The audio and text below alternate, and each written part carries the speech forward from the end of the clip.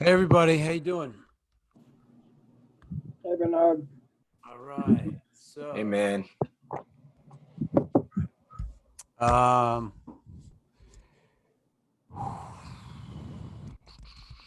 all right, David, there you go, David. So some people have been emailing about the links and stuff like that. Are you guys getting the links? Yeah, I had to find mine through my Google Calendar though, not through my email. All right, so did you check all your like sometimes it comes through the primary and then sometimes it will go off into the other two? So did you check, you know what I mean by that? Yeah, I didn't Three check the other folders, two. huh? Oh well, I didn't check the other two, but I can look right now. Yeah, just check them because like because was that it? That was sound that sound? hold on. Oh, someone's echoing. Echo.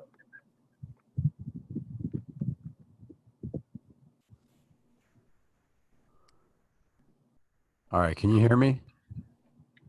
Okay, good. That was like echoing like DJ style. So all right. We have to learn about this. So I need to spend time on it. Because it's going to affect you moving forward. I mean, because it's just everything's digital, you know? So everybody that does not know what a three folder inbox system is, raise your hand. Anybody else besides Jordan? Everybody else knows what that is. All right. So if you're using Gmail, which in my opinion you should, just because it's probably the most robust free emailing system, and it's free, and you can do so much with it. I would get away from like Yahoo and all this other stuff because it's just not as it doesn't have as many functions, and you're kind of like what people that do use Gmail, you kind of be at a loss. You know what I'm saying? So make yourself a free Gmail account. For right now, just use your name. Don't do anything crazy and creative because it's so annoying if you have a lot of people and people are trying to figure out who you are, but then you write down, Amadeus 22 Pickle Star. It's like who the hell is that? I don't know who it is. It's like just put your first and last name, put your I don't know. I don't know how some of these ideas come out of my mouth sometimes. But anyway, you get the point. Your first and last name. Chances are nobody has your same first and last name. So you're identifiable. If you get hacked and you're afraid to use your name, well, then just cancel your account and make a new account. I mean, just use it as long as it lasts, right? To make it easy, both on you and the people that are communicating with you, right? The other idea is that the thing with Gmail is that since it's free, they have ownership over how they wish to like look at everybody. So you run the challenge of, you know, when you are getting information from people, it doesn't matter if it's me, it could be Jesus, right? It could literally be like Jesus, Mary, and Joseph at God Incorporated sending you the email that says that you will be going to heaven. And it might go to one of the other like the other two boxes and not the primary. Do you understand? Because Gmail is like they have whatever they have to like make sure that it works correct, like the way they want it to work. So they keep sifting stuff off. So even people that like are like, like I said, like with the reputation of Jesus, it doesn't matter. Some of your emails might go into one of the other boxes. So you all have to get in the habit of checking your other boxes. And don't say, I can't find it just because it's not in the very one that you think it's always supposed to be in. Does that make sense? Now, that's not for me, but that's for everything. Like people are communicating with you. And like, if you don't know that that's happening and then you just think that, oh, I didn't get it, well, then you're at a loss because you're not realizing what I just told you, which is like the way that Google works. Now, if you get your own email system, like it looks like, Chris, you might have like something of your own because like you have a website or something. Is that true? Yeah, I had a little custom domain. Yeah. So, you're always going to get what you get the way you want to get it because you're in control of that, right? And you own it. Yep. Okay. Does everybody understand that? But even me, like I have another professional Gmail account, G Suite or whatever. I barely use it because it's just, I got too much going on in the Gmail account. So it's like, I don't feel like doing that yet. You know what I'm saying? I still accomplish all my business goals in the Gmail, and I don't worry about people looking at me like, oh, this or that. I could care less. Like I have enough high level contacts and business opportunities that if I want to like grow my beard down to here, I could do that now. In the beginning, I probably wouldn't do it because it's like no one knows who the hell I am and what I really do. They don't know. They don't. You know what I'm saying? So like your first impression, yeah, you gotta come strong until you develop, the ability, the respect from people. So I would say, you know, but if you want to be pro like Chris, you can also do that, is what I'm saying. But that'll cost you a little money and stuff, right? And you got to learn your own software, how it works. So the next thing that you should do is you should do this. All right. I'm going to show you what to do. And of course you can do this with anything really that you have, which I think just makes things a lot easier. Can everybody see it says Zoom? Okay. So when I'm saying to you, like, just save it, you know what I mean? Like say, like however you got on tonight, right? It exists because you just got on it and we're using the same link. So what you do is you go up here to this little new tab, right? And well, first what you do is like you'd open a new tab and then you would like copy the link that you clicked on to get into this room right now. And you just paste it right in here, right?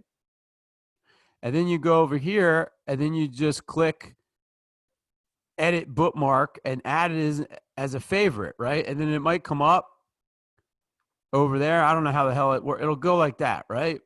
And then you just name it and then you just say done. And then it'll appear up here somewhere, right? Depending on where you put it. Does everybody follow that so far?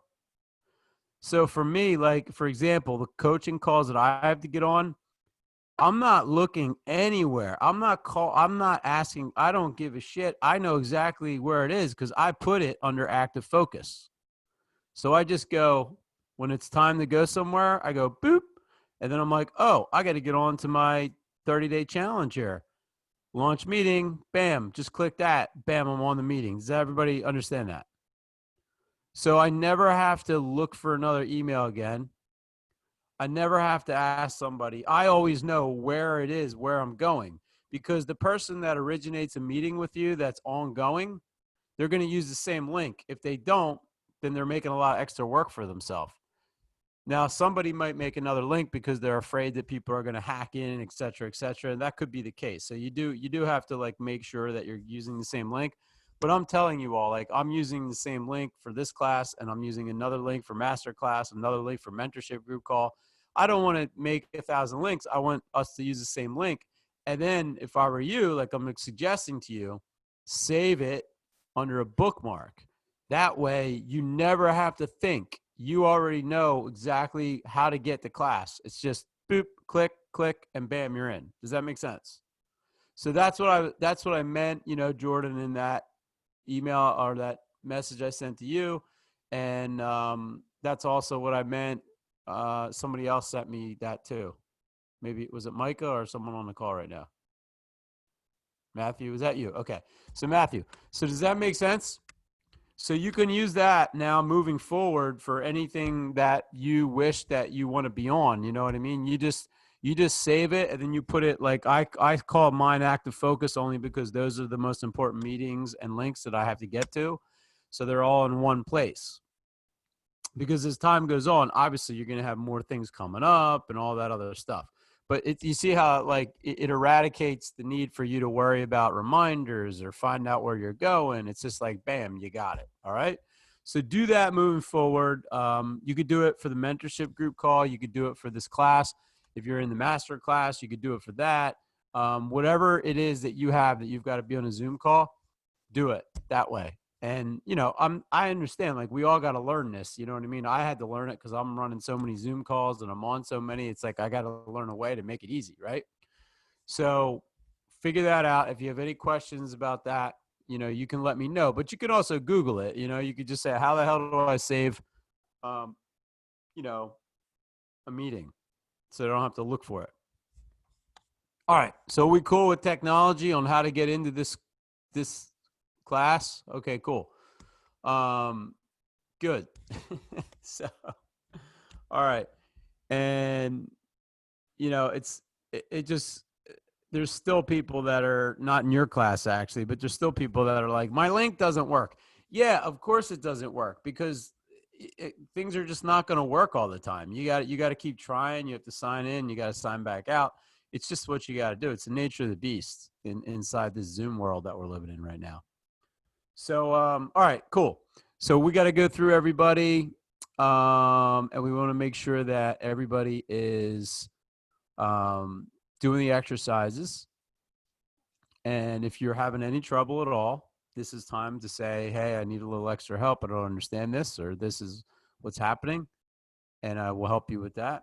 And then we all get the benefit from hearing what's going on. So David, let's start with you. So just introduce yourself by a slate, and then we'll go into, did you do it? Now, what I want you all to do is like, you know, I'm trying to give everybody an equal amount of time, but try not to go too into like a long story. Like I'm looking for something very specific. Like, did you do these exercises? And if it had an impact, tell us one instance where it had an impact. And then on the other side of the equation is if you have a problem, tell us what your problem is. Does that make sense?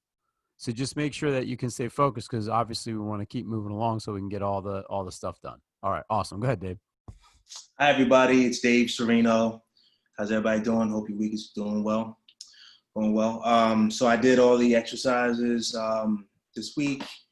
I tried for the meditation. I tried different times of the day to see kind of what works for me. Kind of similar to how Matthew did the first time when he tried it at night. I did try it late at night, and I did get some crazy results.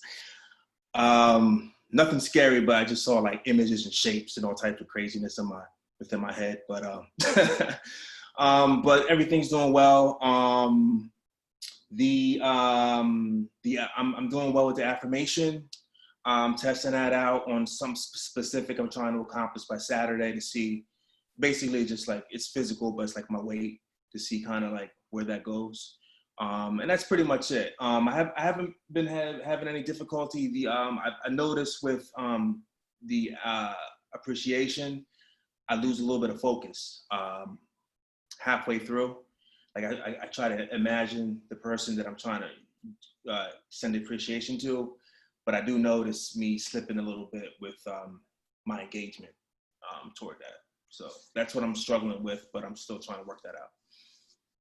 Yeah, and that's it. I was talking to the chairman of the board this morning, and he was having the same problem with appreciation.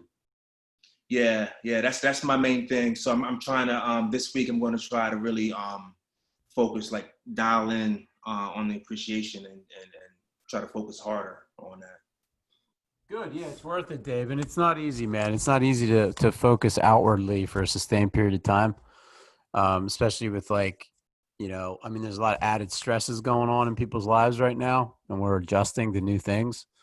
Right. So I applaud your efforts, but stick with it because remember, you know, the exercise of appreciation is also strengthening a muscle for you.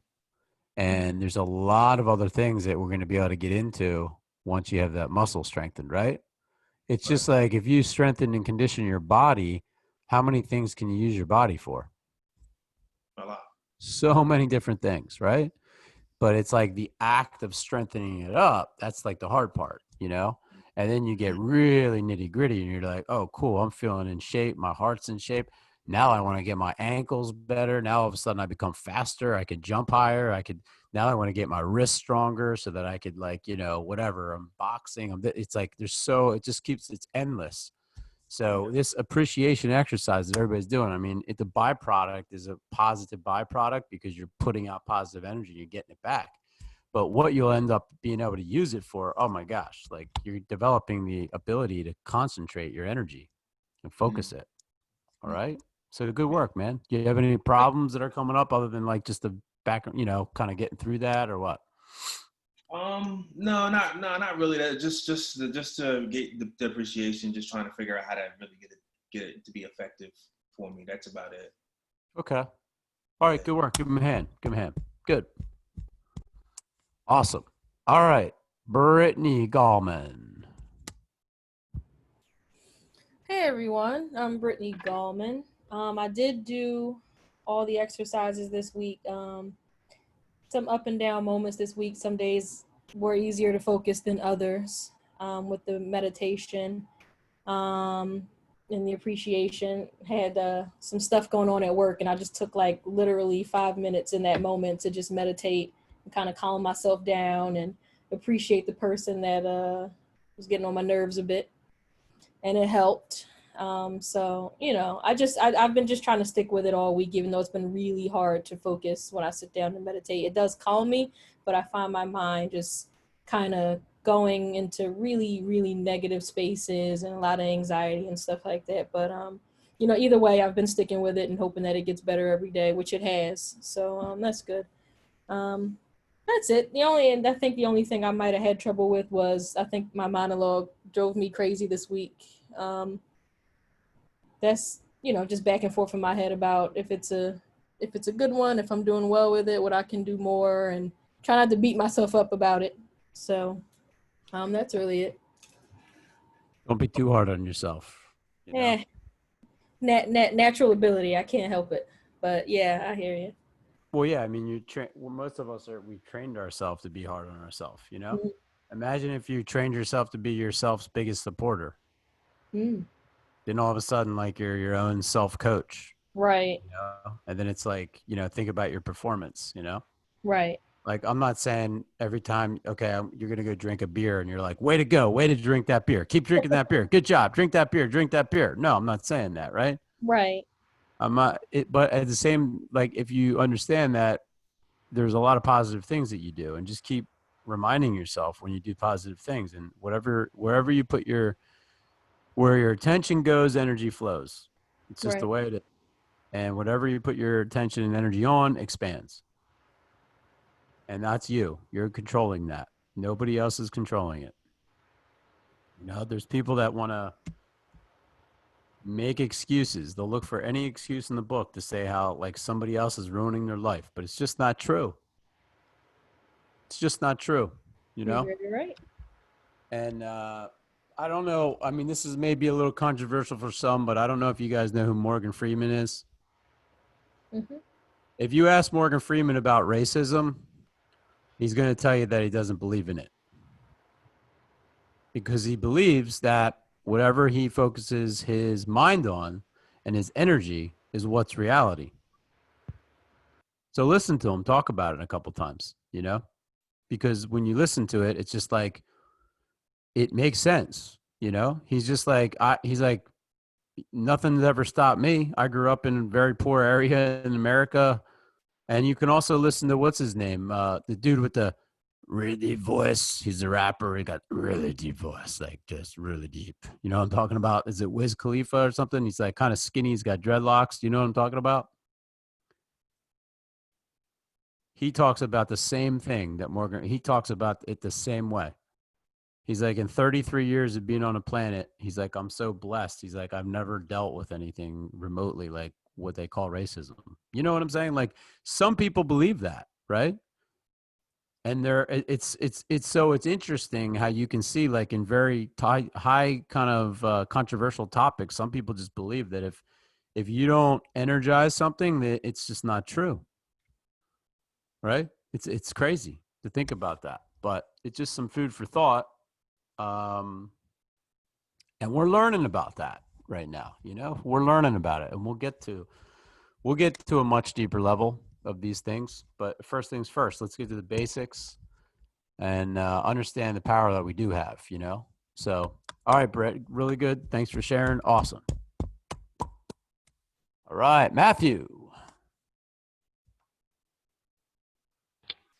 Thanks, Bernard. Hey, everybody. Matthew McGee. Nice to see you all again. Yes, I did all 3 exercises this week every day. The meditation, I try to do more than 5 minutes. I try to do more like 10 minutes. I have a friend who meditates a lot, and she just told me that she likes to meditate like 30 plus minutes. So I'm trying to lengthen the time, if possible, to do it. Sometimes it's tougher than other days. And the appreciation this week. So I'm a person that kind of resents things in my past. It's a very bad habit. So what I'm trying to do in appreciation is, instead of taking things that I super resent, I'm trying to flip it and just kind of like forgive and forget things. I just think that's a lot better for me than just sitting there bitter and resentful all the time. So, When did you figure that out? 2 weeks ago. How about that? See? Look at that. 2 weeks ago, you just discovered something that some people will go their whole life with, unfortunately, and it will be bringing them down, and they'll never reach the potential, because it'll just keep dragging them down. But you confronted that, and you observed it, and you're like, whoa, like actually that's actually not working. Why am I doing that? So really good work. Go ahead, Matthew. I just want to point that out, but keep going. No, that was it. I just wanted to talk about that specific part of the appreciation. I thought that was really helping me, focusing on being less resentful about all these little picayune things that are inconsequential. That's right, man. That's right. Give him a hand for sharing. That's right. Yeah, because you are you're always changing, right? Like as human beings, the beauty is like we can change and we can evolve, right?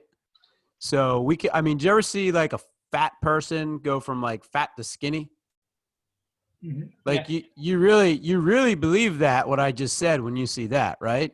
Because you're like, wait a minute, they just lost 150 pounds. Like, my God, this must be true. Well, they made a transformation. Well, like, you can make a physical transformation. You can make a spiritual transformation. Excuse me. Okay. All right.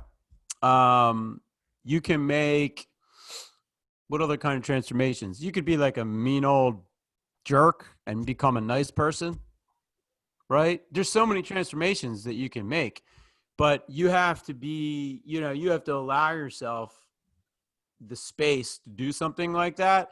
And before you make a transformation, you have to notice that you were like a way that was different than the way you might want to be. And also that being that way doesn't serve you. And you're like, wait a minute, now because you're not going to do things consciously that don't serve you. I don't know if you knew that or not. If you're doing something that's just dumb, right, and it's not working for you, you're like unconscious that actually is like hurting you, right? It's like people that smoke, like until they figure out that smoking is actually destroying them like big time, they don't stop. All right. But oddly enough, there are people that can smoke their whole lives and not, die, quote unquote, young, right? But for some reason, maybe they don't believe that, or maybe they're doing something else that just allows them to process cigarette smoke. I don't know how the hell they do it, but I highly doubt. I know there are people like that, but they're probably like lighter smokers. You know what I mean? I doubt anyone that smokes a pack a day ever lived past like 80. You know what I'm saying? Like if you really look at the statistics, you understand? So there's always exceptions that everybody wants to bring out. But if you really uncover the story, I think you'll realize that.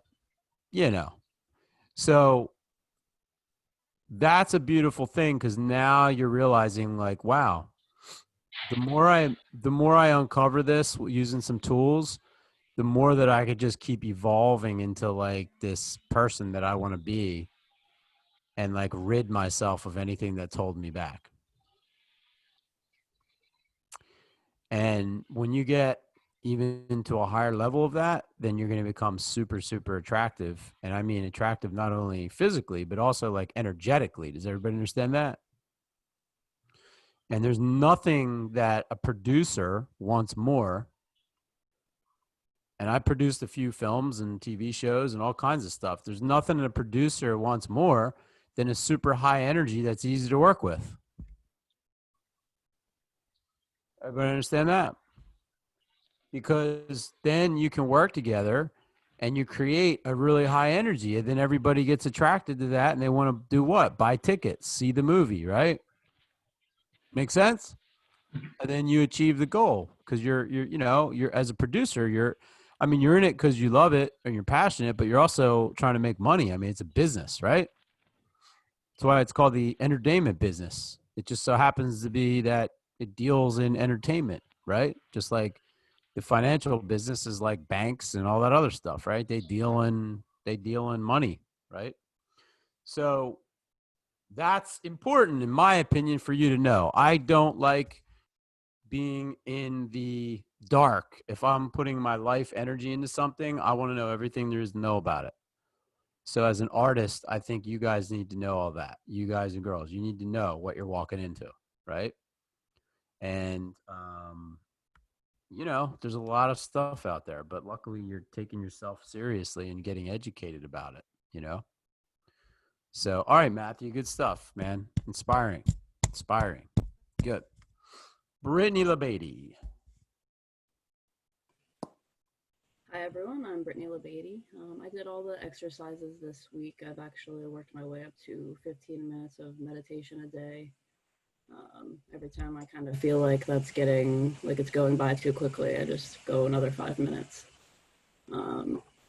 I struggled this week with the appreciation because I have to go back to work tomorrow in a casino. That's not a very clean environment, and we have to do all these ridiculous procedures in order to keep things safe, quote unquote. But yeah, I'm really struggling with that right now, actually. So.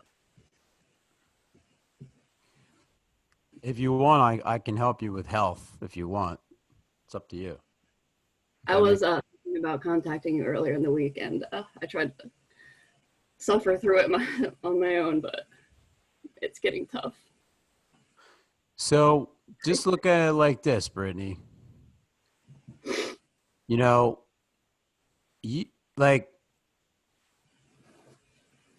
don't, if someone comes to the door and your door is open, right? They can get in because your door's open, right? So it's almost like an invitation, all right? So, and none of you you don't have to listen to me. I'm not your doctor, right? I'm just trying to give you like a little thing that could take the edge off. Mm-hmm. The thing that's called coronavirus, whatever it is, right? There's a lot of things out there that are killing people day in and day out. This is just one of those things. The reason why it seems so hyper scary is because it's new. Yeah, definitely. And I know that new. My greatest fear is of the unknown. So right. Well, welcome to the club. That's how everybody feels, right? We are all afraid of things that we don't know, we can't predict, that we can't control. That's why if we say cancer, it's like cancer is easier to swallow, but yet more people have died of cancer in our lifetime than this thing, right? Do you understand? Yeah. So, but we know what it is, so it's a little easier to handle it. Mm-hmm. So what I would say to you is that your immune system is under your control. And your immune system, each of us, luckily, all of us have a pretty good immune system. Some people have compromised immune systems and stuff like that, but I don't think that's anybody on the call, We're lucky, which means that it operates the right way. So which means that you can make it operate optimally if you choose, right?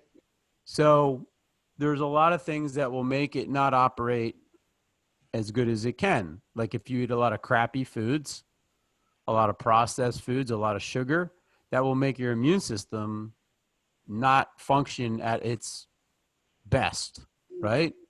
The other thing that can make your immune system not function at its best is stress and fear. So my idea of this is that if you have a lot of stress and fear around this thing called coronavirus, then you're leaving the door open because you're compromising your immune system.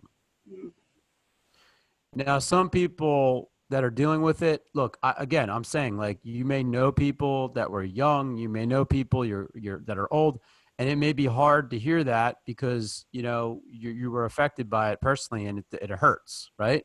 However, you have to think about it. Like, you're either going to empower yourself or you're going to just be a victim, right?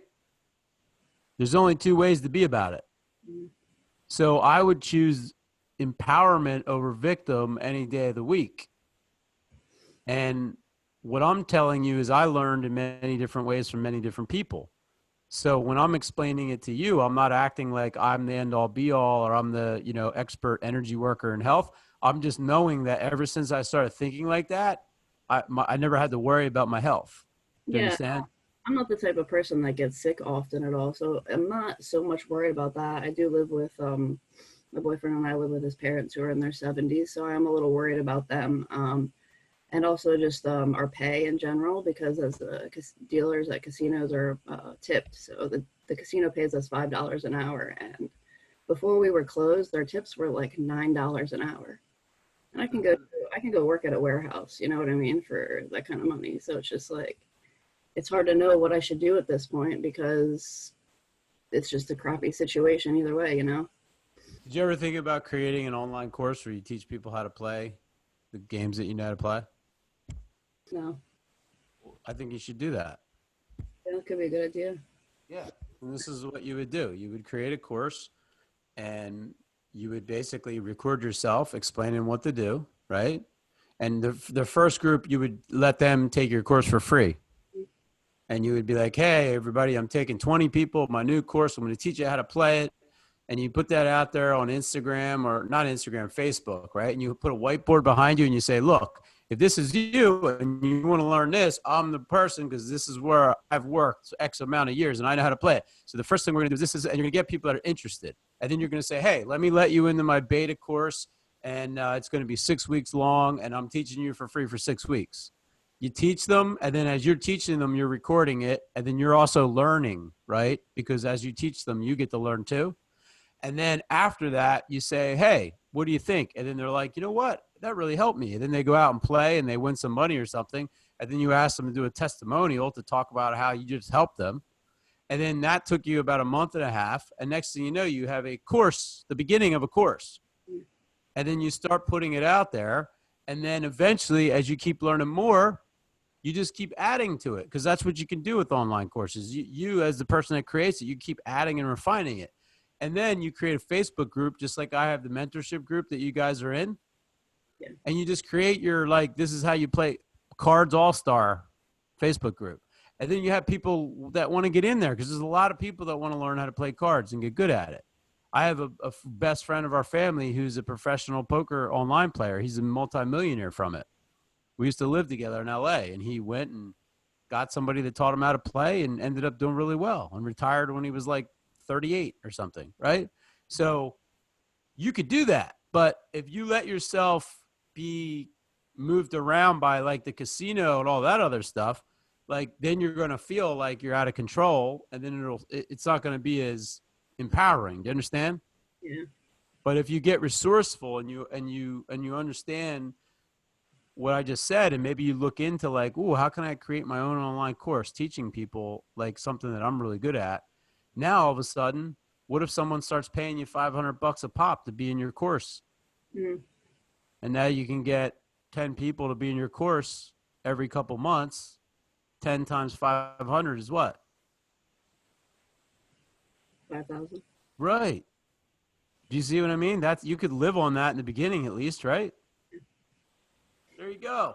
And it's all shit that you know. This is nothing like, this isn't some newfangled way. This is like stuff that you actually know how to do because you've been working at the casino.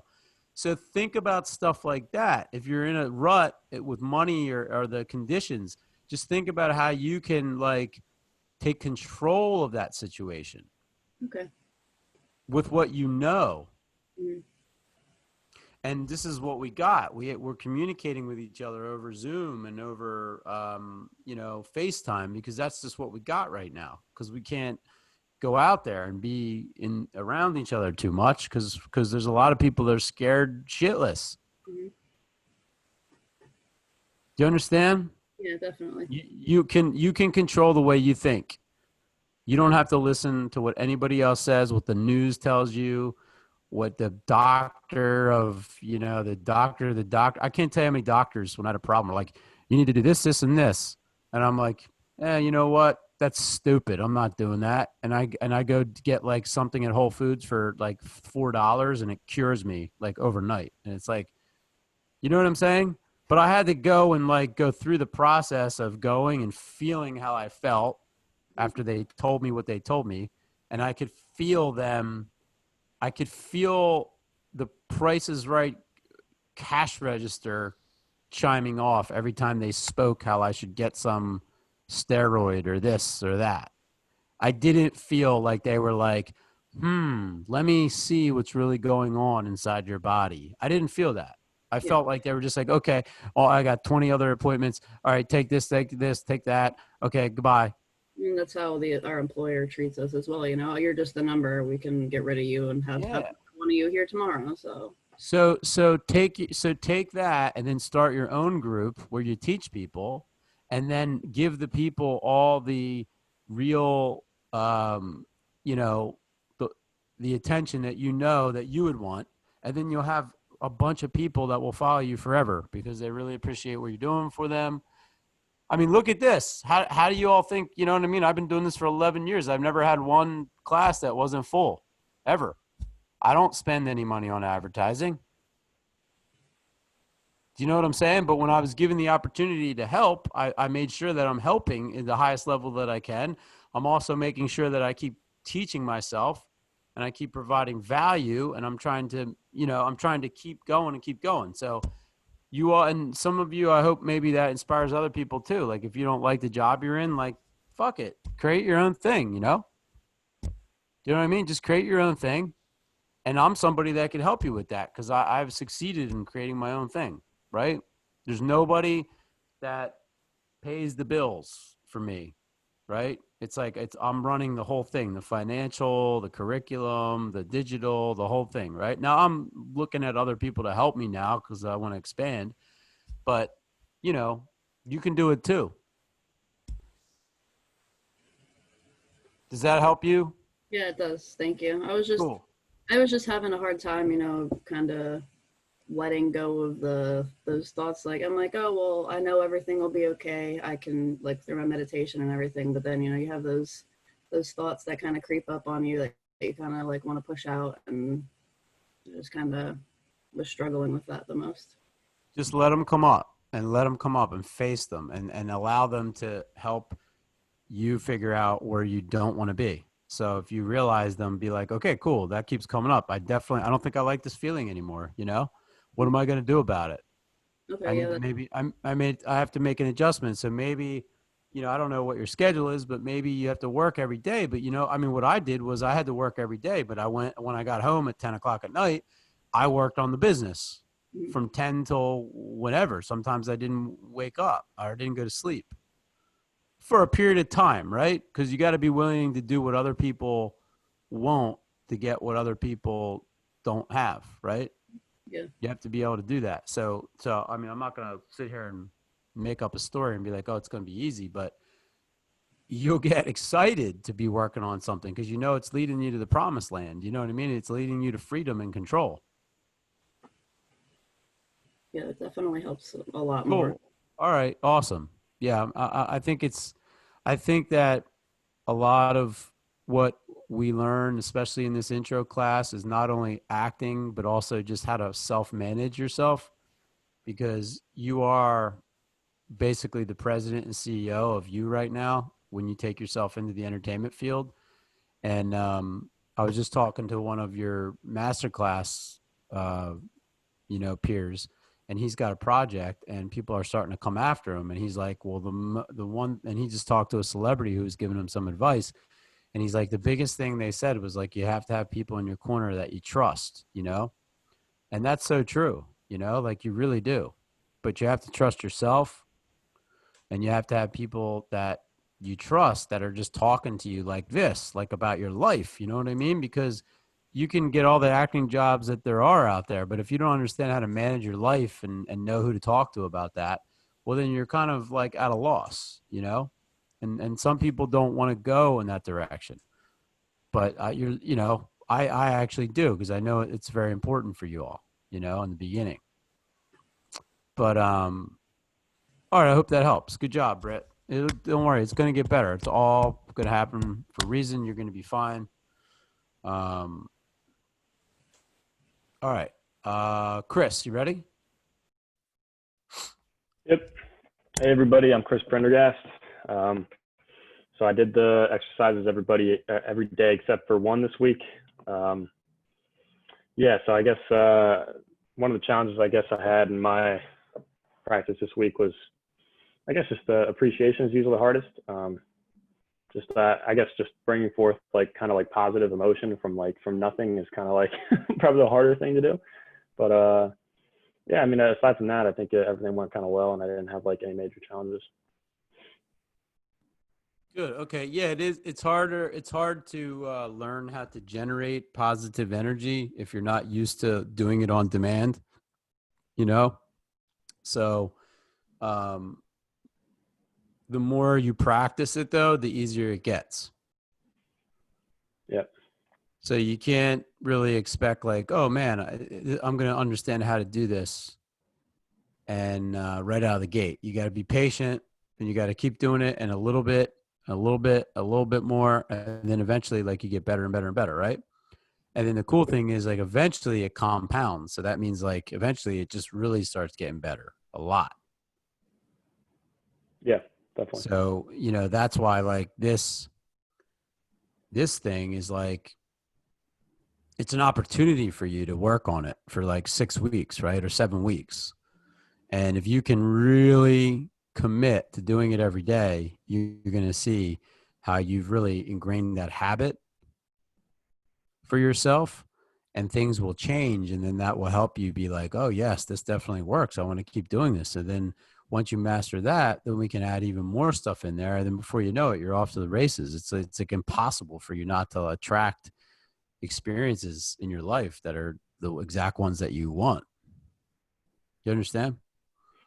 Yeah, that makes sense. Good. Yeah, it's one thing to talk about this stuff, but you got to do the work, right? The funniest thing for me, not funny, but the oddest thing is when you're working with people for a period of time, right? And it's they're yeah, I keep, well, this and that. And I'm well, you doing this stuff every day? And they're no. And I'm well, how the hell do you expect that you're going to get the result? You think that you're just going to get a result because you think about it, or you do it once in a while? That's not the way the world works. Now, we all know that, right? You have to commit. So in this case, if you commit to it every day, I mean, you said you did it every day, mostly? Yeah, I said I missed one day, so that's definitely on me. One day. So that's it picks up the you didn't, so compound. basically reality here is you didn't do it. Basically, yeah. Isn't that interesting, right? Even though he did it, he had a chance to blow it out of the ballpark at 100%, right? But he did it 9 out of 10 or 6 out of 7 or whatever you want to call it. But we all know that 4 out of 7, 6 out of 7 is much different than 7 out of 7. Right? I mean, it's good because you're at least going in that direction, but are you going to get the same result as somebody that really commits 100% no matter what? Of course not. How could you? So it all depends on do you want to go all in or do you don't? As soon as you start going all in, well, whatever you put out is what comes back to you. Yeah. Does that make sense? No, it does. Yeah. So if you follow that rule, you can never lose. You know what I'm saying? Because you're all right, whatever I do, I always put everything I got into it. That's who I am. I don't make excuses. I don't, try to get away with just enough. The type of person that I am, I always go I always put everything I got into it, no matter what. And then you have to start to manage yourself, because if you get too many things going on, then then you have to kind of pull yourself back and be like, wait a minute, how the hell can I put all my focus into something if I got 10 things going on? That's too much. But once you get something running on its own and you know how to manage it properly, then you can divert and go off and start to do something else. Yeah, it makes sense. Yeah, I think I was actually thinking about like probably like the biggest challenge, I think, aside from just generating the positive energy, was just the prioritization. Because sometimes it's like, maybe I better just sleep. It's like, maybe that would literally be better for me. I don't know. So it's like, I kind of just like, sometimes the prioritization kind of gets in the way of commitment. I guess I prioritize wrong, I guess.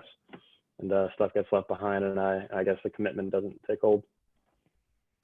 Yeah. So for this thing, I mean, this is easy, really. It's because it's only 15 minutes. So I know that, I'm not giving you something that's you're unable to do, right? If anybody, the reality, right? If anybody's like, oh, it's so hard to do, I'm just having such a challenge. I'm not going to say it, because I'm trying to help you, right? So if you're trying to do something and the coach is like, you are lazy, you're just a piece of crap, that's not going to help anybody, right? But the reality is, like, for something that you got to do for 15 minutes a day, yeah, you're being lazy, you're making excuses. See what I mean? It's just the basis. If I told you, okay, I need you to do something for 5 hours a day, you actually could do it. You know what I mean? None of you could tell me that you couldn't take a couple extra hours in the morning and a couple extra hours at night and get this done if you really had to in a pinch. Because nobody's got 5 kids. I know people have family members they got to take care of. I know people have 40, 50, 60-hour-a-week jobs. But you know what? If you had to take 6 weeks of your life and wake up at 4 in the morning and put a couple hours, 5, 6, 7 a.m., and then do a couple more at night somewhere, you could get it done somehow. But I'm not asking you for 5 hours. I'm asking you for 15 minutes. See what I mean? So you got to really start to get honest with yourself and be like, wait a minute, am I really working towards the discipline of mind, or am I just still making excuses, right? But yeah, that's great. I'm glad you're at where you're at, because you're close, you're close. But I'll guarantee you that every time someone's come in here and they're like, there's been people that have come in and they're like, 7 for 7, Bernard, 7 for 7, 7 for 7, 7 for 7, all 6 weeks. Bam, something happens for them. Bam, it just always does. Because there's barely anybody out there, especially in Funkadelphia, that's doing stuff like this. They're so busy thinking about something outside of themselves. The people that do it experience a major pop of something, because their energy just goes and their attention and everything, and it just, something pops for them. Every single time, every class that somebody does commit fully, guaranteed. All right, good stuff. Glad we had that. All right, so what we got to do next, Aubrey's going to go. So Aubrey's going to share, but then Aubrey's going to do his monologue because he's got to jump out at 7:45. All right, everybody? And then obviously we'll get to you, Jordan. You can finish up. But for right now, we got to give Aubrey a chance to talk, and then he's going to also do his monologue, and then he's got to roll. Okay? All right. So go ahead, Aub. Awesome. Can y'all hear me? Is that good? Mm-hmm. Great. So my name's Aubrey McKinney. This week has been a little tough. It's been like it's been on and off. My birthday was on Tuesday, which is nice. Turned 26. Yeah, feeling old. It's great. Beside that, I had a family member who got sick. It wasn't with COVID, but I'm their caretaker now because I'm the youngest in my family in Philadelphia. So I'm the least likely to get COVID by going out and like getting them groceries and yada, yada, yada. So that's been fun. Like, it's not a big deal. I like helping out. But with those two things in mind, I did not do all the exercises every day this past week. I did them around 4 days. Yeah, 4 days. I focused more, like last week when I was doing the exercises, I focused a lot on like myself and how to like affirm to me, because I spent all this time in college doing like musical theater, and being in that program is really cutthroat, and a lot of people put my toe down, and it was a big self-confidence knock to be like in that all the time. I'm amazing dancers and I don't really dance. So there's all that going on. So this week I tried to more focus on like my family. I was with them a lot, so I was like trying to envision them, and I'm sure like I hope they're proud of me doing this career choice, but like affirm that they're like, you know, you're doing a great job, kicking ass, dude, 10 out of 10. And I think it helped actually. I'm not really doing much acting, but it was nice to like reaffirm those positive thoughts for me in terms of like when I'm not feeling so hyped about my work, to know there's someone in my corner. Like you're saying, probably someone who trusts you in this industry, having someone, if they don't exist in reality yet, believing they do is a good like what's the word I'm looking for? You know, like give you medicine, it's not real medicine, but you pretend it's real and it kind of works. Placebo, like good placebo. There you go. What do you call that? The placebo effect. Yeah. So like it was a good placebo effect. But yeah, that's been it. Good. Okay, good, man. So good. So give him a hand. Yeah. Yeah, that's pretty cool of you, man, to jump in and take care of someone in your family that is experiencing that right now. And yeah, I mean, you're a young guy. It's like you have your life, and then all of a sudden you got to like take a little detour here and maybe it's not a detour. Maybe it's like a relationship that'll go deeper, you know, now that you're going to spend more time with the person. And it's basically an opportunity to serve, right? And if you can see it that way, that's very powerful, you know. We all have to serve, you know, at different times of our life. And that's what this is. So that's cool, man, that you're able to do that. All right. So, yeah, let's give you some time since it is like 20 after 7. So why don't you do your monologue? I'll put you on Spotlight, and then we can do a little critique for you. And then after that, you know, you can carry on. All right? Yeah. Great. All right. I'm still doing the monologue from, oh, wow. Holy. Hello. Did not expect that. But I'm still doing the monologue from Clueless. I did some more research into the show these past couple weeks. I watched it. Didn't really like it, but whatever. Yeah. So this is Cher.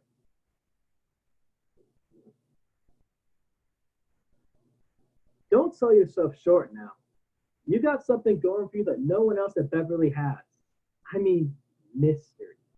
As far as everyone's concerned, you were the most popular girl at your school and everyone's curious.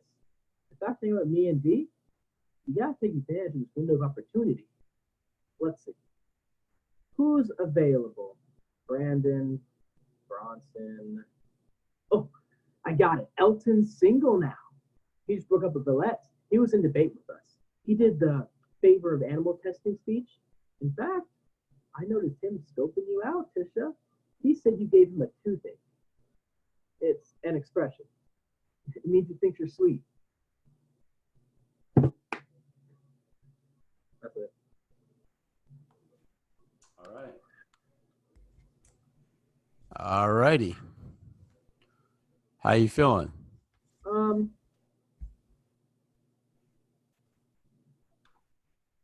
It's a different monologue than I'm used to. I kind of picked this one like last class I was here for. It was like a last minute thing, like find the monologue real quick, and I was like, and this one popped up. So it's cool doing a monologue from like a kind of popular girl's perspective because I am not a girl, and so it's interesting taking that kind of like flip of gender and trying to do something new with it. I still feel like I did the Uta Hagen 8 steps, and I wasn't really happy with the answers I got. Like I think they're fine, but I feel like I was kind of leaning into like the more like kind of stereotypical popular girl, just like, oh haha boys, haha cute, haha money, whatever. And I kind of want to see something deeper to find in this. I don't think there really is in this monologue, but we'll have to look for it. But yeah. What would you rather do? In terms of this monologue or just in general? Yeah, I mean, you said it didn't go as deep or whatever. So, like, what would you rather do? Like, if you could do, like, what are you seeing in it that you would like to change? Go ahead. I think that right now I'm playing it more as kind of like, oh yeah, dude, you're a new girl and you're fucking dope. We love you. But I kind of want to try and add more subtext to it, to where maybe this guy Elton, Sharon does not like him, and he wants to get him with her because he doesn't like either of them. She has like a secret agenda, which in the movie she's kind of a nice person in the movie. It's kind of weird. I didn't expect her to be so nice. She makes mistakes, but like I kind of want to play it more like Mean Girls with Gina George. George kind of vibe than like I don't know, Hermione Granger, I guess. Honestly. How could you do that?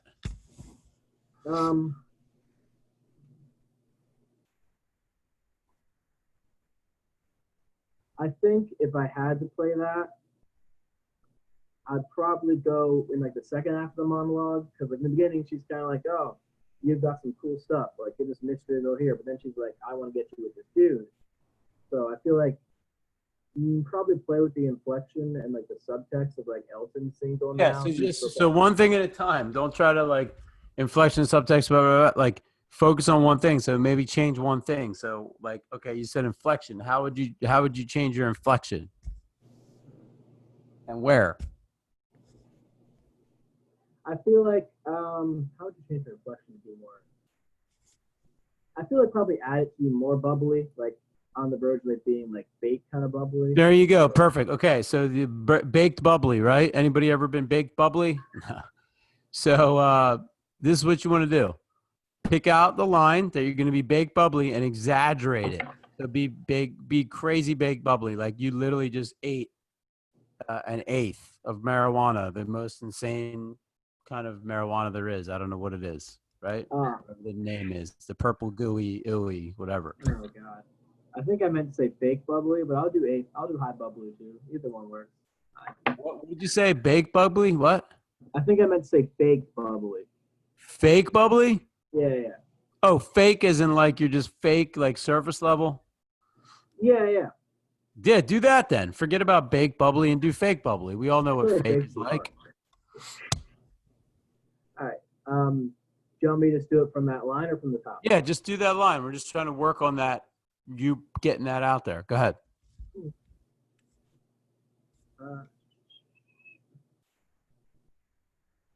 Oh, I got it.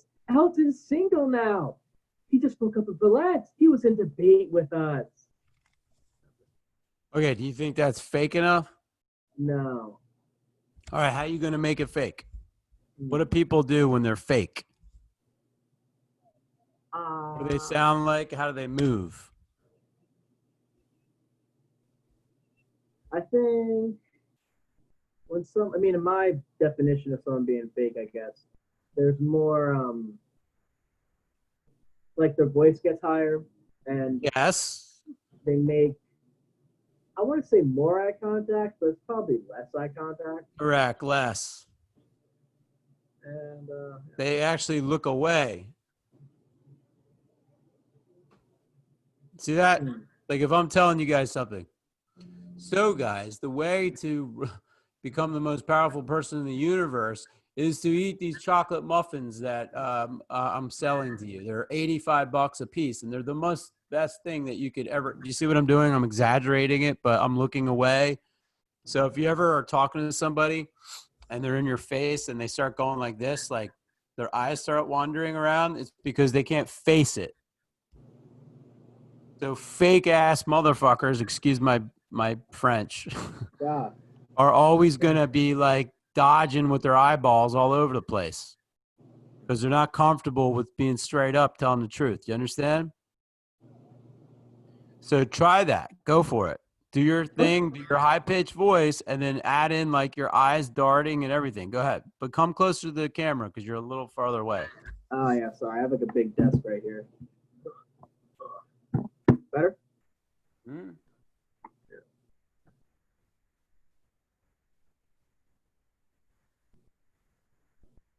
Oh, I've got it. Elton's single now. He just broke up with Villette. He was in debate with us. All right. Does everybody see the difference? Did it seem a little shadier? It seemed a little better. All right, you got it. So that's what these are just the little tiny subtleties, right? So you identifying, how you want to do it, but then you got to really understand, like, well, why?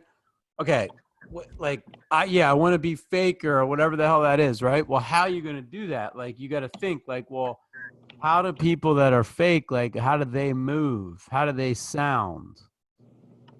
How do they make me feel? And then look back and think about what time did you ever like talk to somebody that was basically feeding you a line of bullshit, and then eventually like you figured out it was a line of bullshit, right? And you got to go back and you got to see like, oh, I can remember now. Oh, I didn't even see this, but every time I talked to them, they were always like looking somewhere else and they were always distracted. And it was because they weren't really there. They were trying to they didn't want to face, right? They didn't want to face the truth, the reality.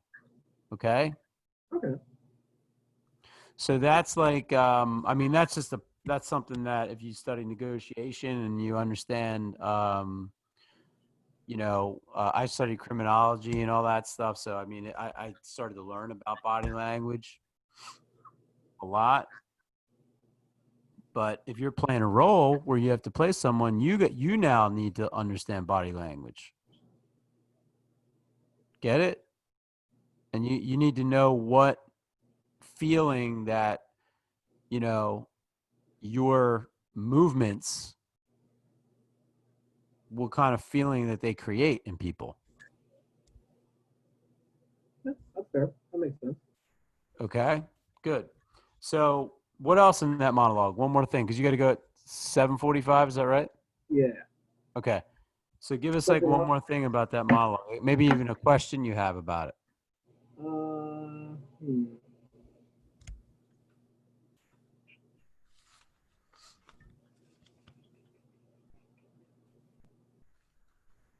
I feel like this monologue, in comparison, like I'm more used to doing like theatrical stage monologues, and maybe it's like a bias I have, but I feel like they're a bit more, they have more meat to chew on with a lot of like character development and like character choices in the monologue.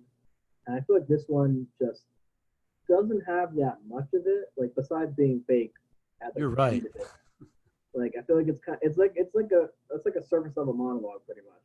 So I guess my only real question about it would be like, what would your tips be to try and find like ways to find depth where there might not be any depth?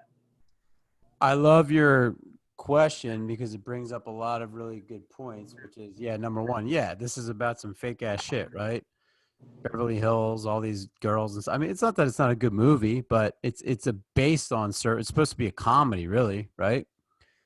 And now you're seeing like that you chose it and you're like, wow, I wonder why I chose that, because I'm looking for some more meat on the bone or whatever it is, right?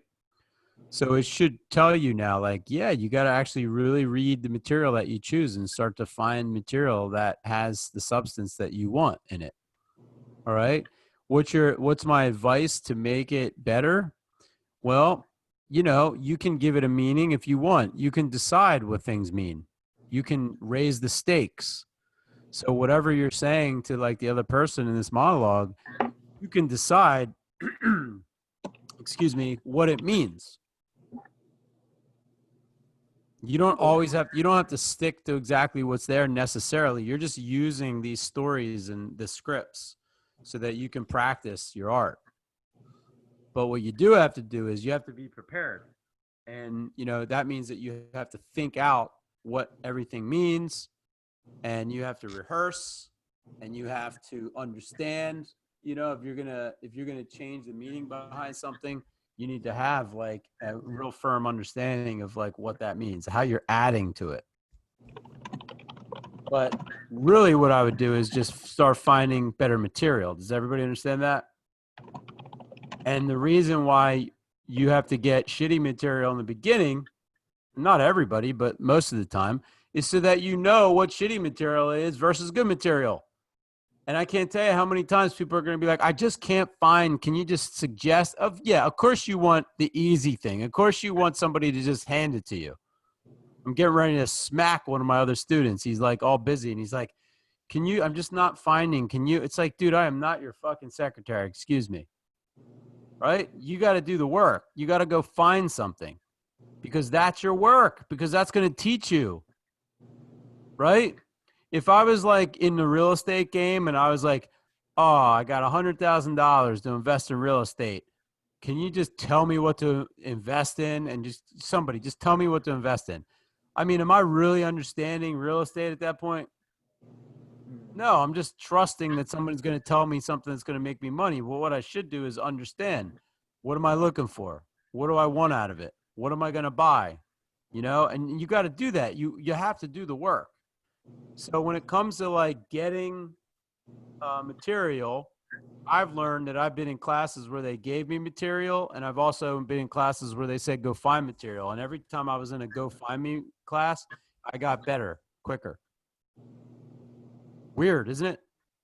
You think it might be the other way, but it's not, because anytime you get something handed to you, you get a sense of entitlement, and entitlement doesn't help anybody. You get that? Yeah, that's fair.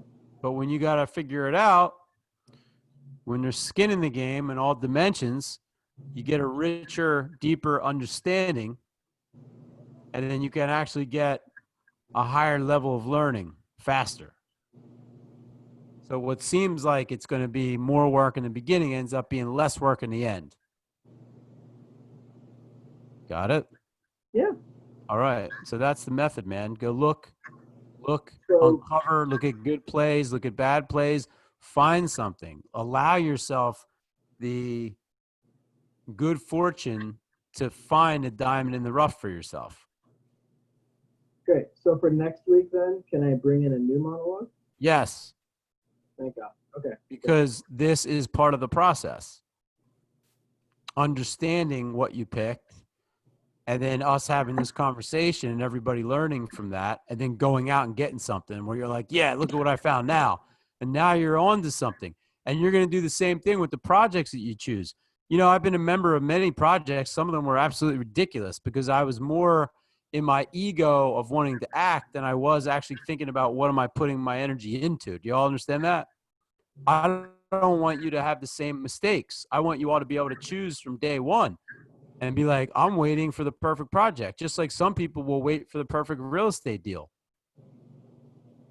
You can create it the way you want to create it. Even though everybody's like, here's the time limit, the timer's now, you got to get it now. That's all bullshit. I mean, don't be lazy. Keep taking action, but understand that you have the power and you'll know when it's right, but you got to do the work. All right. Aubrey, Yeah. have a good evening. Take care of your family member. We all hope that they are getting healthy and healed as soon as possible. All right. We'll send you positive energy. Well, thank you guys so much. Good man. Way to show up and get it done. Thank you for the advice. I'll see you on Monday. All right. Excellent. Bye, guys. Cool. All right. Jordan, you ready? Yes. All right. Hi, guys. So I'm slating, right? So hi, I'm Jordan Kowalski. So I have been doing the meditation.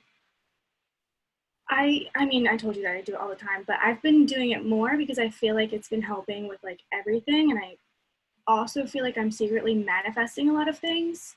Like a lot of things have just been really working out for me lately. So that's been really good. And then the appreciation, I've been taking more time with that because in the beginning it was like, I felt like I was struggling to like keep doing it for like 5 minutes.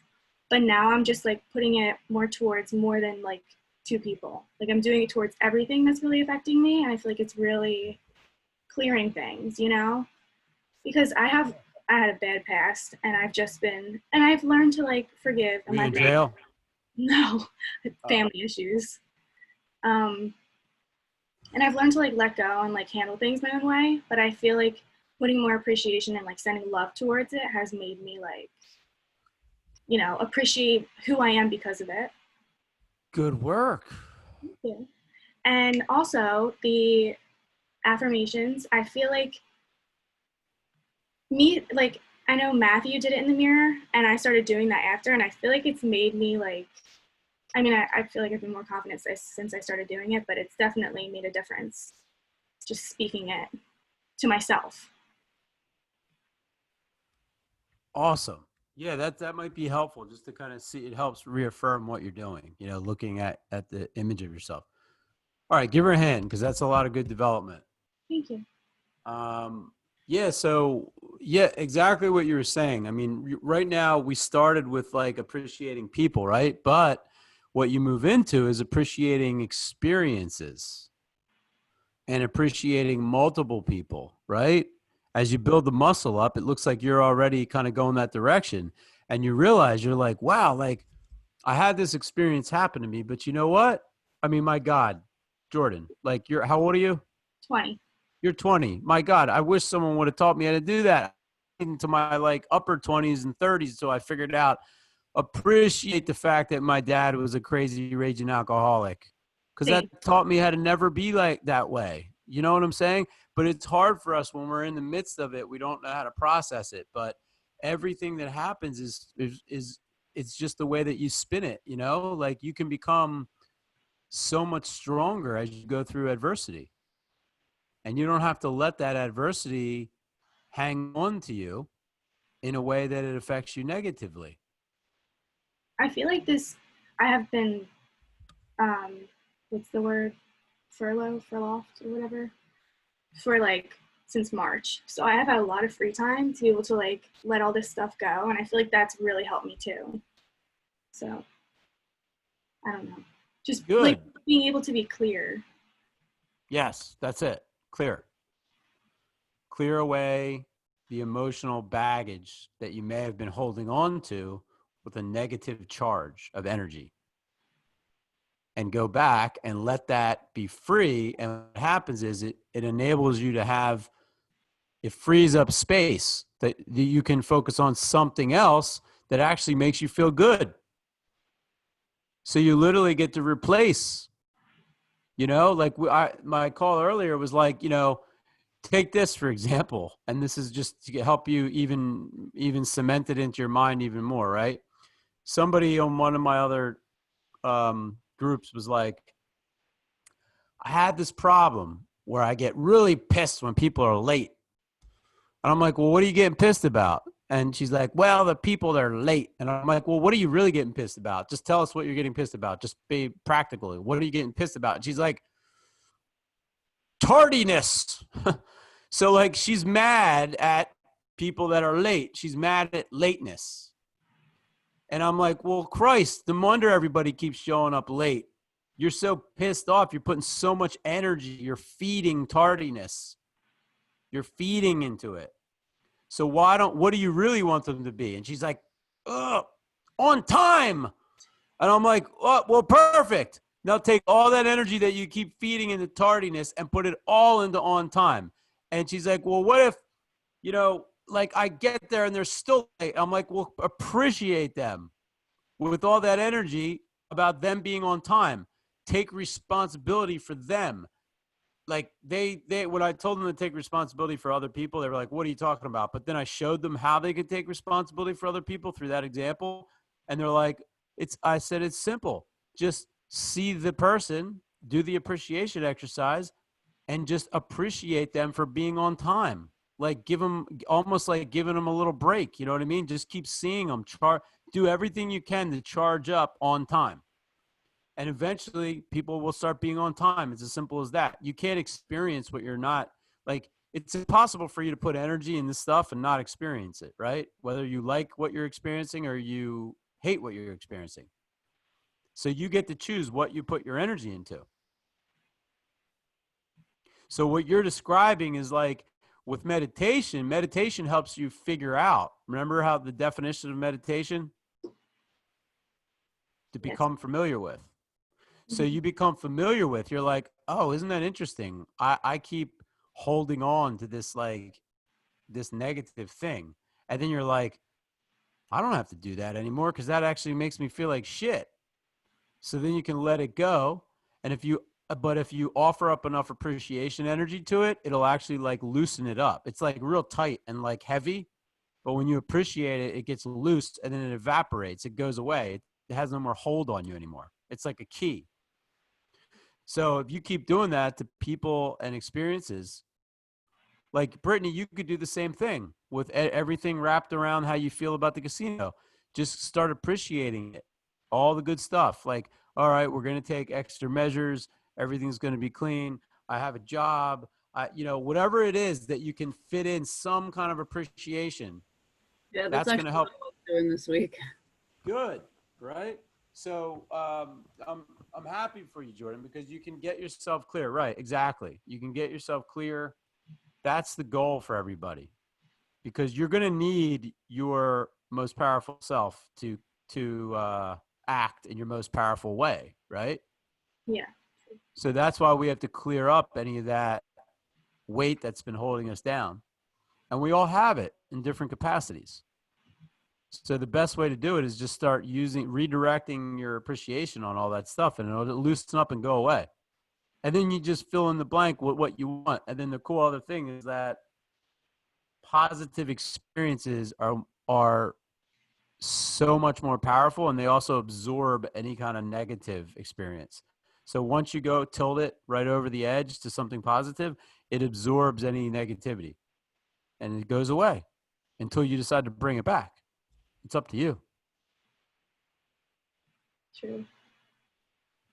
I feel like after I get something too, putting more appreciation towards that helps get more. That's correct. Yeah. That is 100% correct. So like, think about it. I do this a lot. I will appreciate receiving money. Who the hell wouldn't, right? But I also appreciate paying. I love when I pay money, and I love it more when I pay big amounts of money. Today I paid something that was like $1,300. I was like, yes, I get to pay $1,300. I was so happy. It was ridiculous. It was ridiculous how happy I was, right, about paying that. But do you understand the ramifications of that, everybody?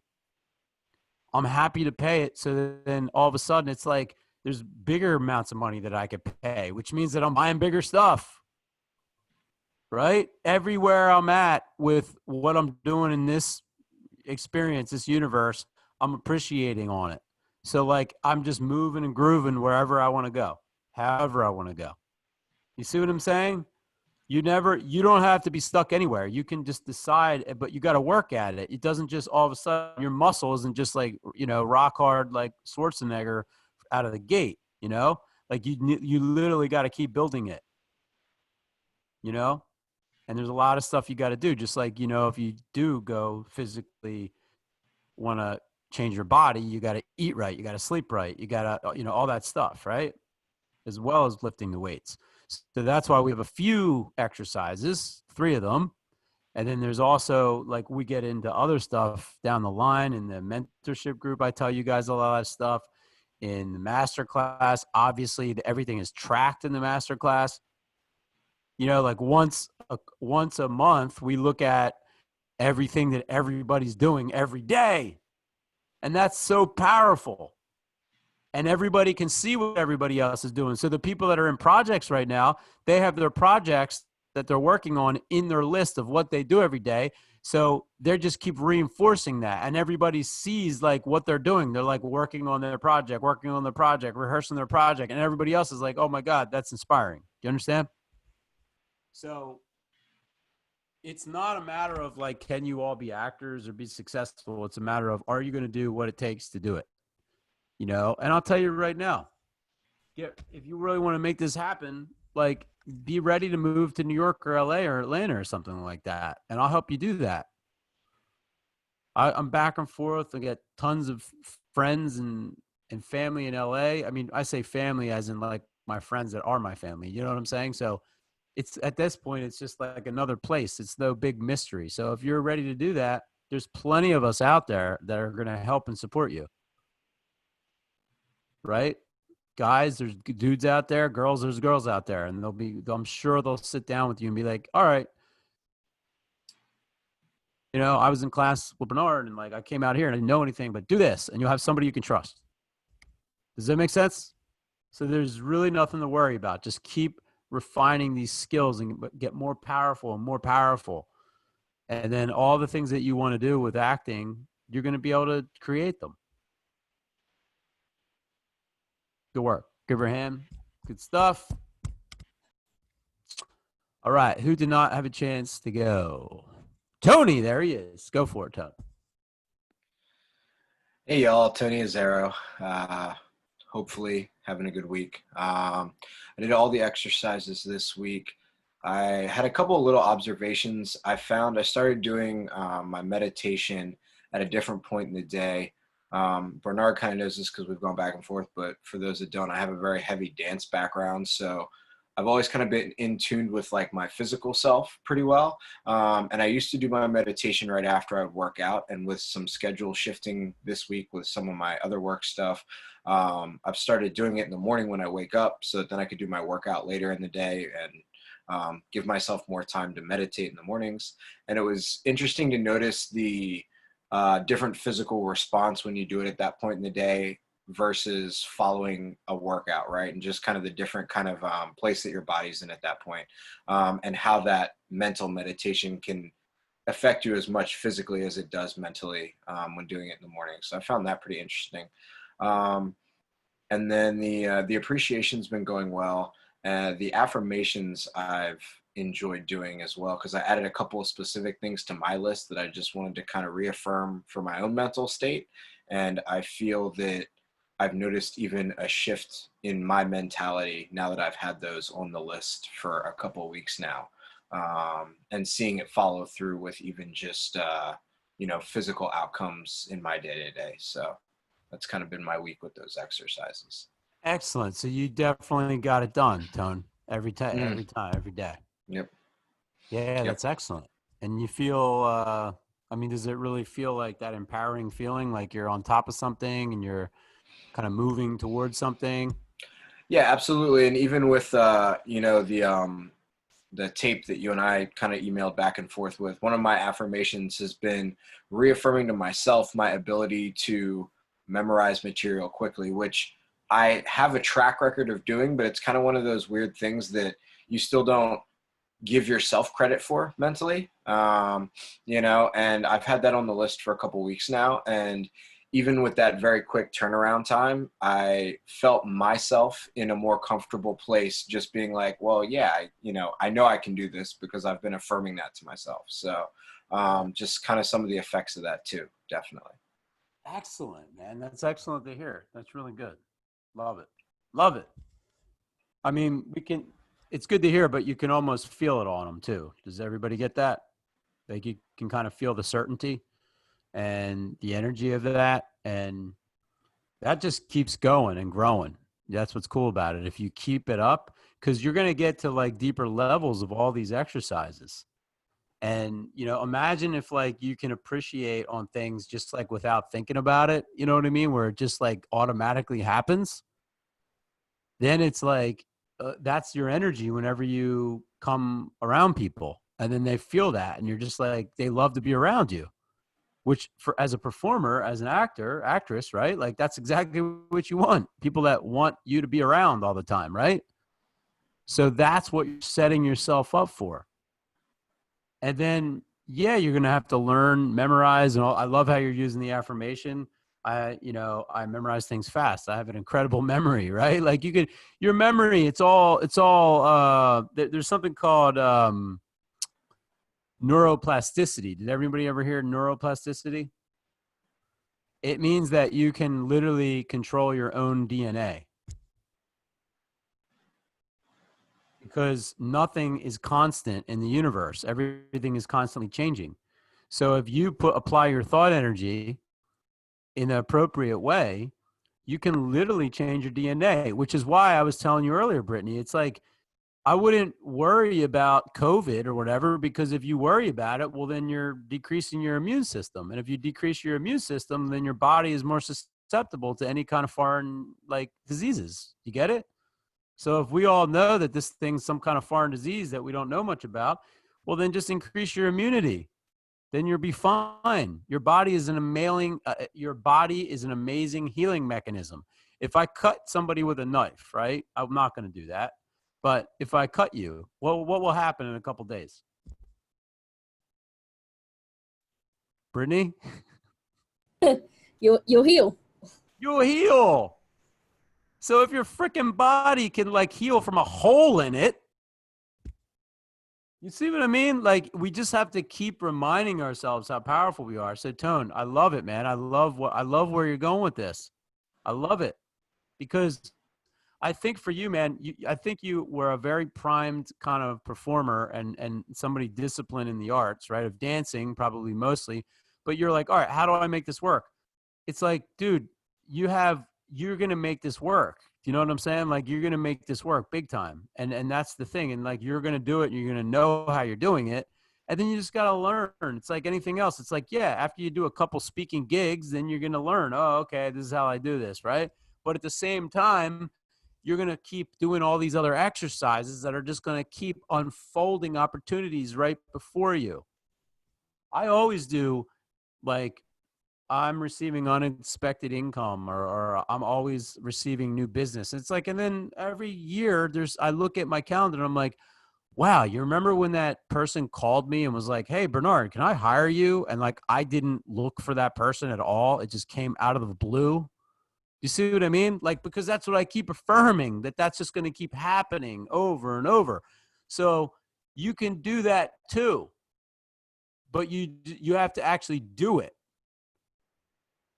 And if you don't believe in it right away, well, that's not a problem either. Just keep doing it until one of those little things happens where you kind of prove it to yourself. And then when you prove it to yourself, then you can do it even more because you'll like expand your mind in a way where you're like, you know what?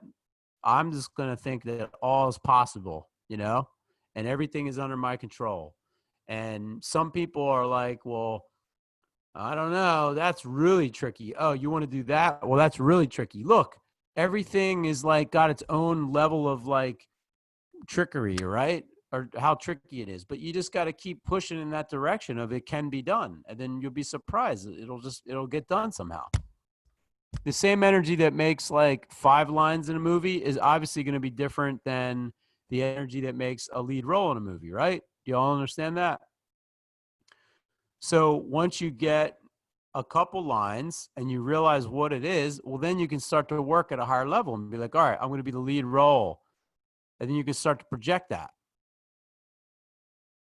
And I had to learn all that through trial and error as I was understanding how a lot of this energy stuff works, as well as going on tons and tons of auditions. But I don't think you have to do that because I've seen how people don't if they start applying this stuff. So that's why I keep telling you, why not use it? You know, it's a more evolved way to think about it. All right, Tony, and very inspiring. Give me a hand. Nice. All right, cool. Okay. So that gives us all an opportunity. Everybody went, right? Okay, good. Thanks for hanging in there for Aubrey to let him do his monologue. So this is good, but this is like, are you all starting to see, you know, we're like at week 4, but are you starting to see like the relevance of like what this part of your career and journey is? This is the thing that like they never really put a lot of effort into in classes that I took. And I took some really good, awesome classes, but they always like put most of their energy into like their technique or something of acting. And they were like really putting it into like, you know, study your lines. Like, wait, like really study your lines. Like, wait, like really understand it. Like get inside. It's like, yeah, we all know that. The more time you put in and the more you prepare, you're going to know your character better. Right. And obviously the more confidence you're going to have. But what we don't know is like how the freak to use our mind to like create these circumstances, how to rid ourselves of anything that's holding us back, because we as actors are going to be using our physical, mental, spiritual, emotional selves, but we want to use it in a clear state. Like Jordan's saying, like we want to use it at like the most optimum state, because when we do act, that's going to make us look and feel like the most powerful thing that we can be. And then that accelerates our journey, because then more people will notice, the more energy you have, the more positive energy you're putting out, the more people notice you. All right. So good work.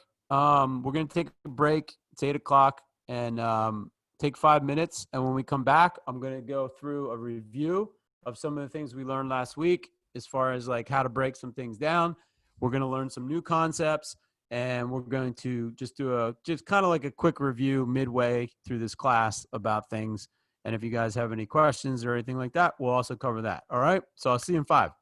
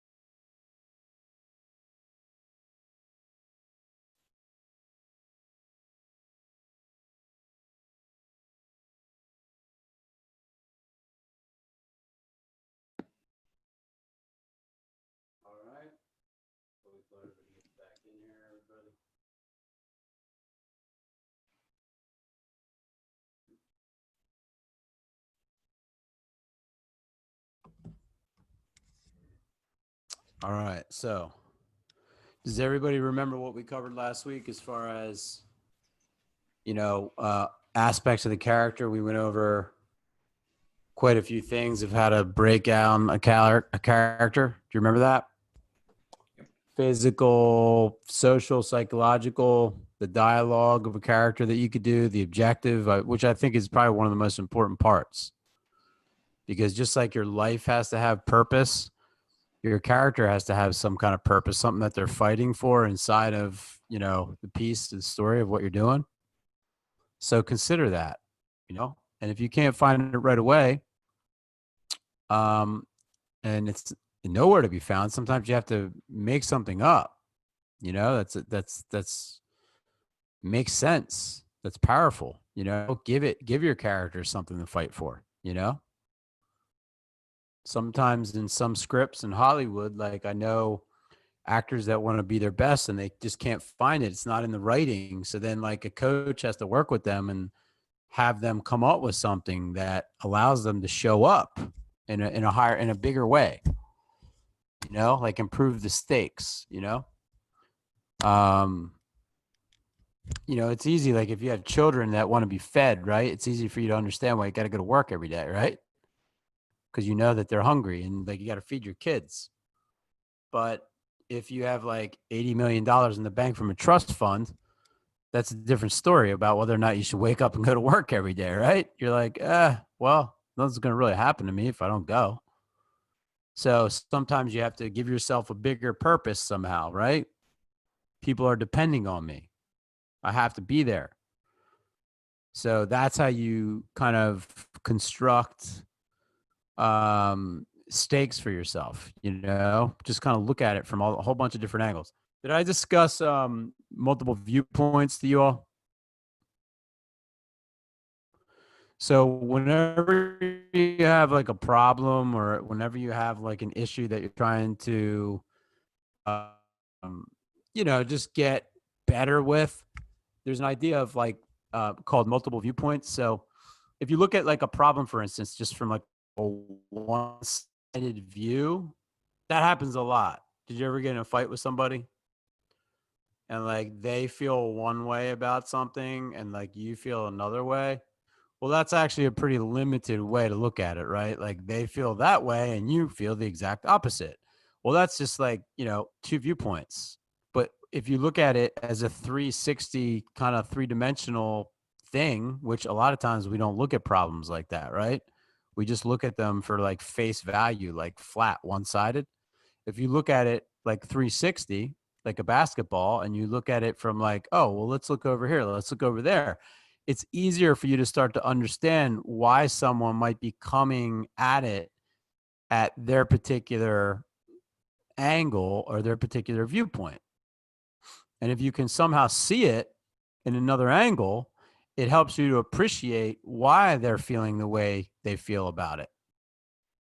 So something like a script or story or character that you're trying to, research, take the multiple viewpoint approach. Try to see it as a three-dimensional thing and look at it from many different angles. And that will help you see some things that you may have not seen before. Does that make sense? So it seems like there's always a bigger picture if you can just allow yourself to accept that. But some of us get real caught up with what we see right in front of us, and sometimes it gets very frustrating. So I'm just trying to help open your minds too, and then how you can directly apply this to character development. Because the thing that holds people back is just like, feeling like you don't understand. You're like, I don't understand this. Now what do I do? Then you get fixated on the problem, right? But just remember, now you have a skill set. You have meditation, affirmation, appreciation, where you can introduce a different type of energy so that you can kind of pull back and look at things in a multidimensional way. And it's called a multiple viewpoints is what that specific exercise is right there. Okay. So you use all these things. Like I said, physical, sex, age, health, clothing, defects, appearance, shape, right? Well, that's just what, 4, 5, 6, 7 things. Well, if I look at that with multiple viewpoints, there could be 80 things that I can consider. Do you understand? Now you're talking. Now you're cooking. Now you're doing what most actors aren't going to do. Because most actors will be satisfied with 10 things and they'll be like, oh, yeah, I researched the character. It's like, keep researching the character until you are performing the character. And then after you perform the character, keep researching it again. When? In between the time that you don't have to do something else. People are like, but I have to work all that. It's like, well, yeah, continue to work. But then, when you go on a 5-minute break, continue. And then when you get off your break and you go to lunch, take a 20-minute lunch instead of a 30-minute lunch. And then when you get home, instead of sitting around watching reruns of, I don't know, The Love Boat or something, right? Like, do the work, right? Does that make sense? David, you have a question, or your hand just went up? All right. So that's what a pro does, right? They're ceaseless. They just keep, now that they know what they're dealing with, they just keep moving forward. Whenever they can fit it in, they put it in. And then you build a momentum, and then it's really undeniable because people can feel the level of effort that you're putting in, even though you're not near them. And what happens is somehow, since everything is connected, the energy of opportunity goes beep, beep, beep. And it's like 6 degrees of separation. You've heard of that movie?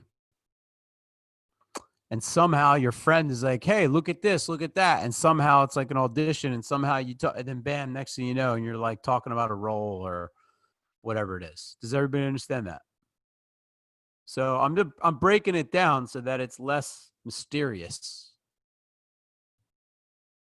And it's also like way more under your control, right?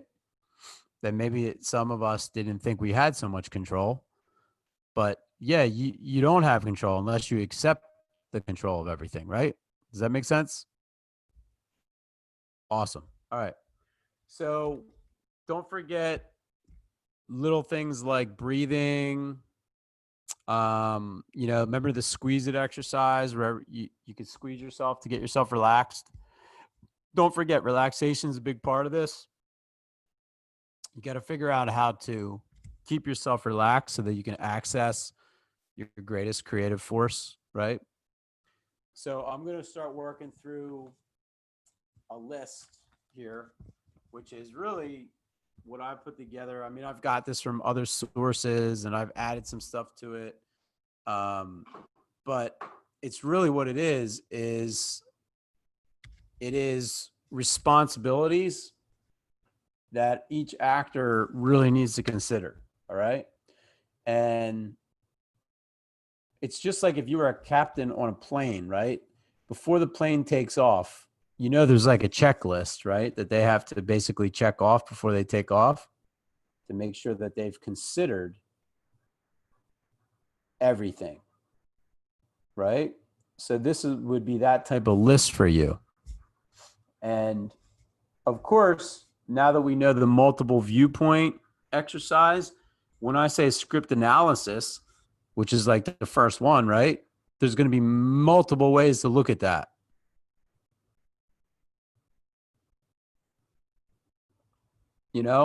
Like, oh my God, I got a script. It was written in blue ink, and every other script I've ever seen in my life has been black ink. Why is that? Well, I don't know. Right? It's just a little tiny detail. Can everybody still hear me?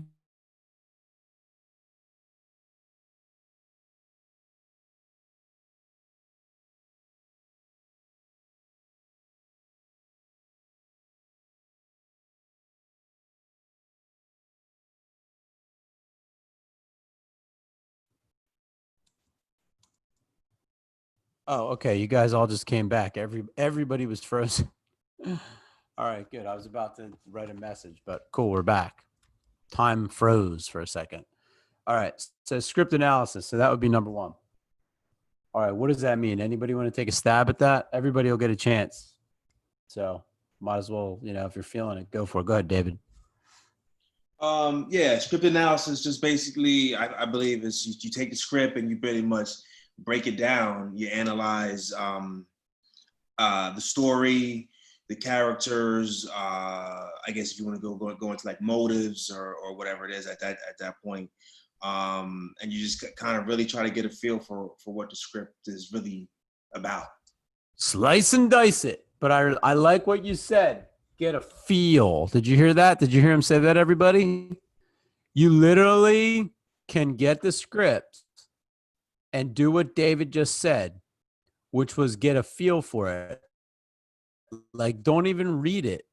Just sit there with it and be like, what does this feel like? Tap into your extrasensory perceptions. See what it feels like. You know, is it speaking to you? Did anybody ever hear somebody say, I don't know what it was, the script just spoke to me? Yeah, well, if you're not looking for that, you might not ever, if you're not listening for that, you may never hear it, right? But I'm telling you, like, look at this in a very multi-dimensional way and make me feel it, you know? Be open to that. Be like, I know this story is a very powerful story, you know? And really like appreciate it, use the appreciation exercise into it, and be, you know, also kind of say, you can be like, you know, I want to do justice to this script. I want to do justice to this story. I want to serve this story. Do you understand, everybody? So that's really a great way to approach it, because then, I mean, how do you think the story's going to feel if you act like that? You think it's going to share all the secrets with you? Yeah, yeah, it will if you're like very respectful, right? If you offer up a respectful energy and like kind of an enlightened understanding of things. Okay. Now you can make stuff up on your own, but we're just creating ideas here in the moment because it's inspiring, you know, what David just said. All right, good. So yeah, script analysis is like breaking it apart. Who, what, where, why, when, how. The deeper you go into it, obviously, the more you're going to pull out. Don't get too, after you read it once, right? Did you guys ever like read something once and be like, I don't understand what it means? If only everything was that simple where you could just see it and automatically just understand everything, right? Think about that. Did you ever meet somebody that you kind of like, but you didn't understand them at first? But then after you got to know them over the course of several months, you actually really started to like them even more because you actually understand where the hell they're coming from. Yeah, well, the script and story is the same way, you know? Like, just give it some patience. You might find that you don't like it, in which case, well, maybe your gut instinct was telling you in the very beginning that's why you didn't understand it, because you don't really like it. And that's fine, but you have to go down the path of that and experience it. That way it gives you some kind of frame of reference. And then you're going to actually find stuff that you do like, you know? You'll find genres that you do like. You'll find genres that you don't like. Like for me, it's like, I don't really like the horror genre, right? It's not that I don't love it and love the people that do it. I think they're amazing. I've done a horror movie or thriller or whatever you want to call it, but it's not my cup of tea. I don't really, that's not what I really like a lot. You see what I mean? Some people love it. They're like, I love zombie movies. I love this. I love that. Right. I know some of them, but that's neither here nor there. It's like, if you're a painter, well, like maybe you like to work with red, oranges, and blacks, and then some other painter likes to work with purples and pinks and violets. Do you see what I'm saying? You're still both artists. No one's better than anybody else there. You're still just expressing yourself. So, you know, script analysis is like, we can go on and on and on to the break of dawn about all the different aspects of script analysis. Does everybody understand that? The more you put into it, the more you will understand. And reading it over and over again will help. Just keep reading it. Just keep reading it. Read it, read it, read it. Sometimes you got to read something 10 times before it sinks in. Don't discount reading something over and over again to help you to understand it. Characterization. Characterization is a fun one. Who has an idea about characterization? Now, when you come up with your idea of what characterization is, I want you to actually do a characterization. If that makes any sense. Is So that whoever what, raised- Go ahead. when you Matthew. say characterization, is that what you're talking about for homework where we actually speak in their voice or like write down things in their voice, the character's voice? Yeah, but I want you to do it right now rather than speak about it. So just do it. Give us a characterization. Of my character? Well, you don't have to use your character that you have in your monologue. You can just come up with one off the cuff. No, I'll just do my character because I did a lot of work on it. He is at a moment in his life where he has to get married or he wants to get married because he thinks that's where happiness comes from. But he's at a kind of precipice where he doesn't know anymore if that's really Well, happiness. you're talking, man. You're talking. Just do it. Do characterization. Show us. That's what we want to see an example of it, not talking about it. You get it? That's why I asked you to just do something random. That way you wouldn't be so vested in it. But go ahead.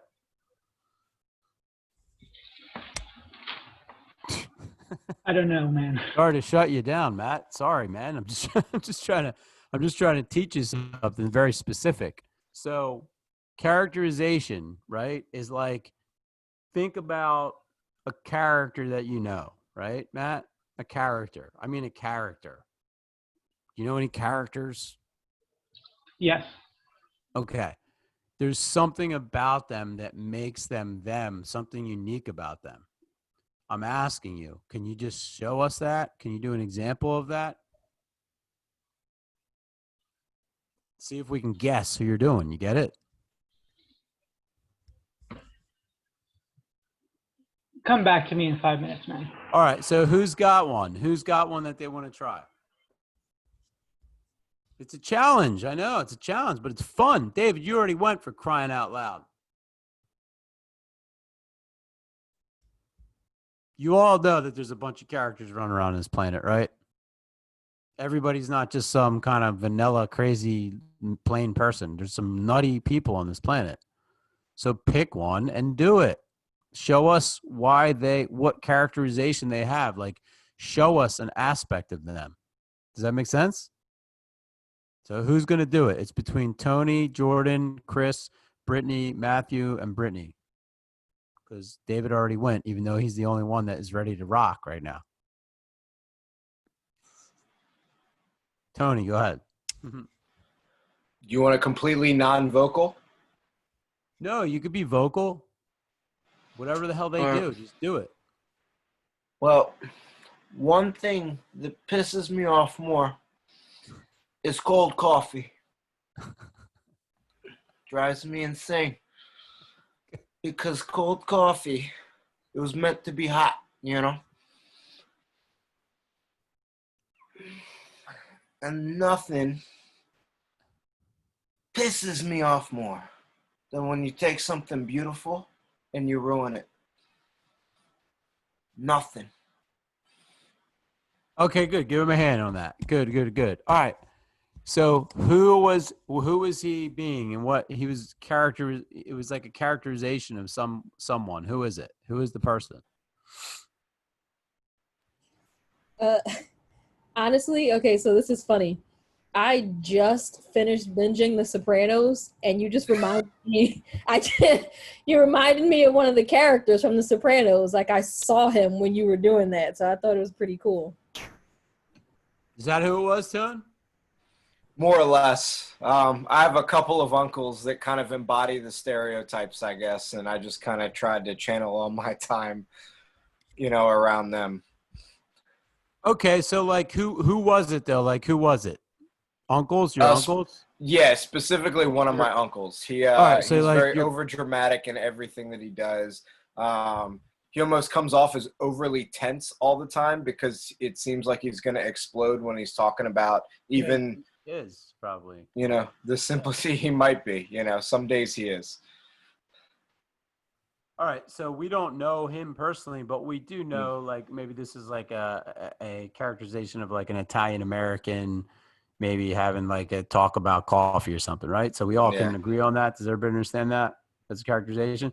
So yeah, that's a good example, right? Now there was many things he did. It was like the the hand, the voice, actually getting pissed off about something like a cup of coffee, right? Which is like kind of a small, insignificant thing, but yet in his world, it's like a big thing. Does everybody understand that? It was a good characterization. All right. So bring that when you guys prepare your characters. We might not have enough time to get everybody even, in tonight, but you're going to want to add that. Right? Add something. Think about it on multiple layers of how you're preparing your character. Don't just do your voice. You see what I mean? Like, come up with some characterization for your character. The way they move, the way they talk, Tony did all that. He was talking a different way. He was moving a different way. It's not the way Tony holds himself. Everybody see that? Okay. David, good job, Tony. David, you got a question? Go ahead. Yeah, I just wanted to add to that because I think a week or two ago when we were talking about characterization, I actually didn't understand what I was kind of where Matt was, where I kind of didn't understand it until last week Frank did the Cookie Monster. Right.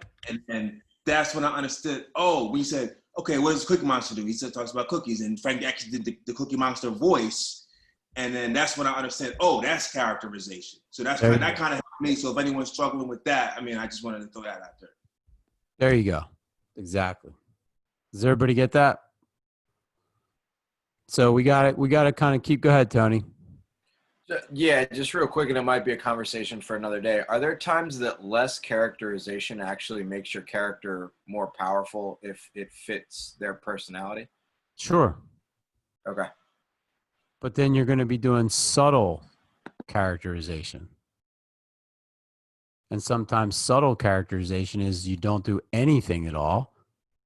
And then the one thing that you do becomes like the biggest thing ever because you don't do anything else. Right? But you have to make that choice. All right. Did we go over some of these already? Is that what you're saying? Okay, no, we talked about it and you saw it. Okay. All right. Creating a place. Who wants to talk about that? This is an easy one. Come on. Come on. Creating a place. Brittany, the baby.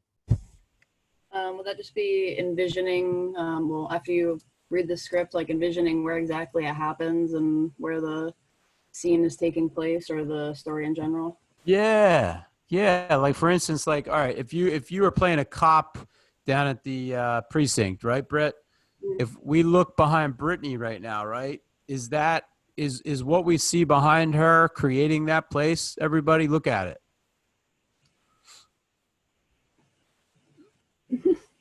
Are there some aspects of it that we could use though?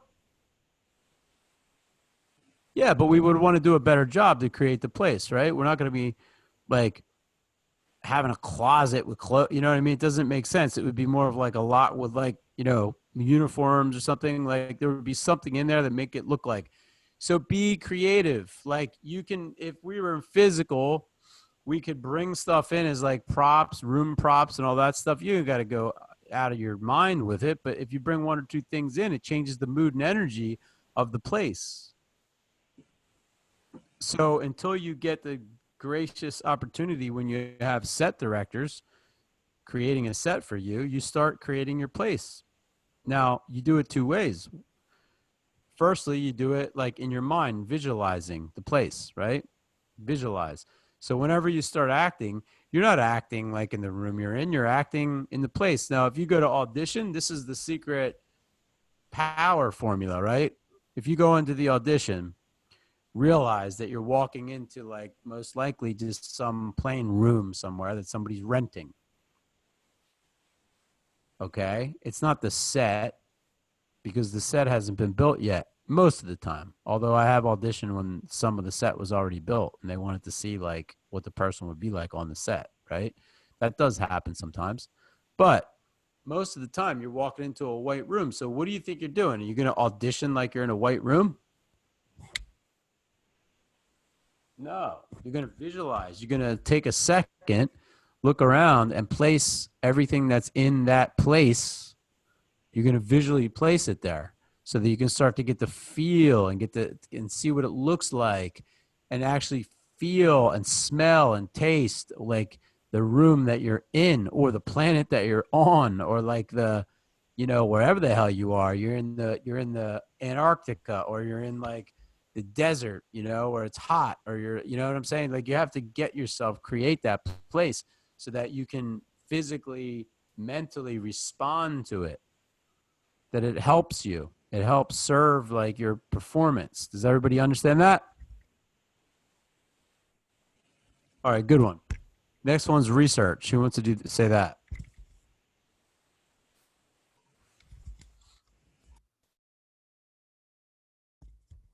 All right, I would look at if nobody raises their hand, I'm just going to keep moving because there's a lot. So if you go with research, it's like you can never do enough research. You know what I'm saying? Think about that. Like, what do you just keep doing research and then you're like, oh, okay, I found it. Like, even if you decide like, oh my gosh, I found who I want, what I want to work on, blah blah blah, you never stop. Because again, all things are in constant motion. I mean, I've been in a play where I was acting with somebody and next thing you know, next week they're gone, right? For whatever reason. And it's like, things are interchangeable. It's the way it happens. So, constantly research, you're never done. Don't feel like you're working towards, oh, finally, I got everything I need to know. Just keep moving forward, right? Like you heard that in Sylvester Stallone's film, Rocky, right? He's like, just keep moving forward. Like that applies to everything that you do. If you keep moving forward, you're in the momentum of energy of discovery, constant discovery, right? If you're like that, then your eyes are always open to learn new things. If you feel like, oh, yeah, I got it, I know everything I need to know, then you're like these old fogey types that think they know everything because they've been doing something for 40 years. You know what I'm saying? They're like, oh, yeah, I don't need to learn anything new. I've been doing this for so long. It's like, yeah, that's precisely why you got to learn this new stuff. Because you've been looking at it from a viewpoint of a similar space for a very long time. Now we have to let in some new ideas because things are in constant motion. We know that that's what's true. Everything is moving constantly and refining itself. All right. Relaxation. Can't speak enough about that. Make sure that you relax yourself each and every day. It's not fun to get all tensed up for long periods of time, is it? It doesn't feel good, right? So do relaxation. How could you do relaxation? Go ahead. Just do it. Everybody do it. Do a little relaxation. There you go. David's moving his head around. Good. Breathe. Squeeze. Release. There you go. Good. All right. So do that every day, especially before you start to perform. Just like, a musician is going to tune their instrument before they start playing it. Well, I mean, not before they start playing it, but before they start performing with it, right? They're going to tune it up a little bit, right?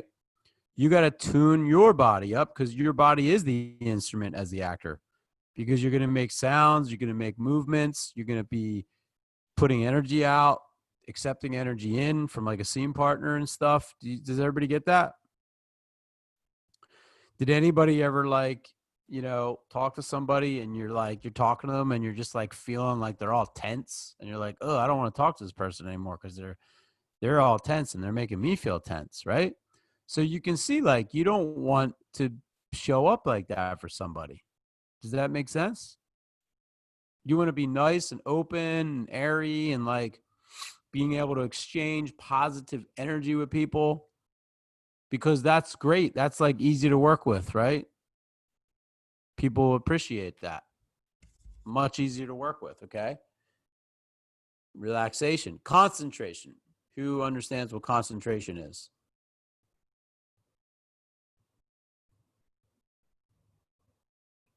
So How many of you did these exercises like the first couple weeks and were like doing it, and then all of a sudden like, you know, something else caught your attention as you were doing it, and you were like, God, I can't. Okay, so Matthew, like, you realize how when that something else caught your attention, right? How your concentration on the thing at hand changed at that moment. Did you see that?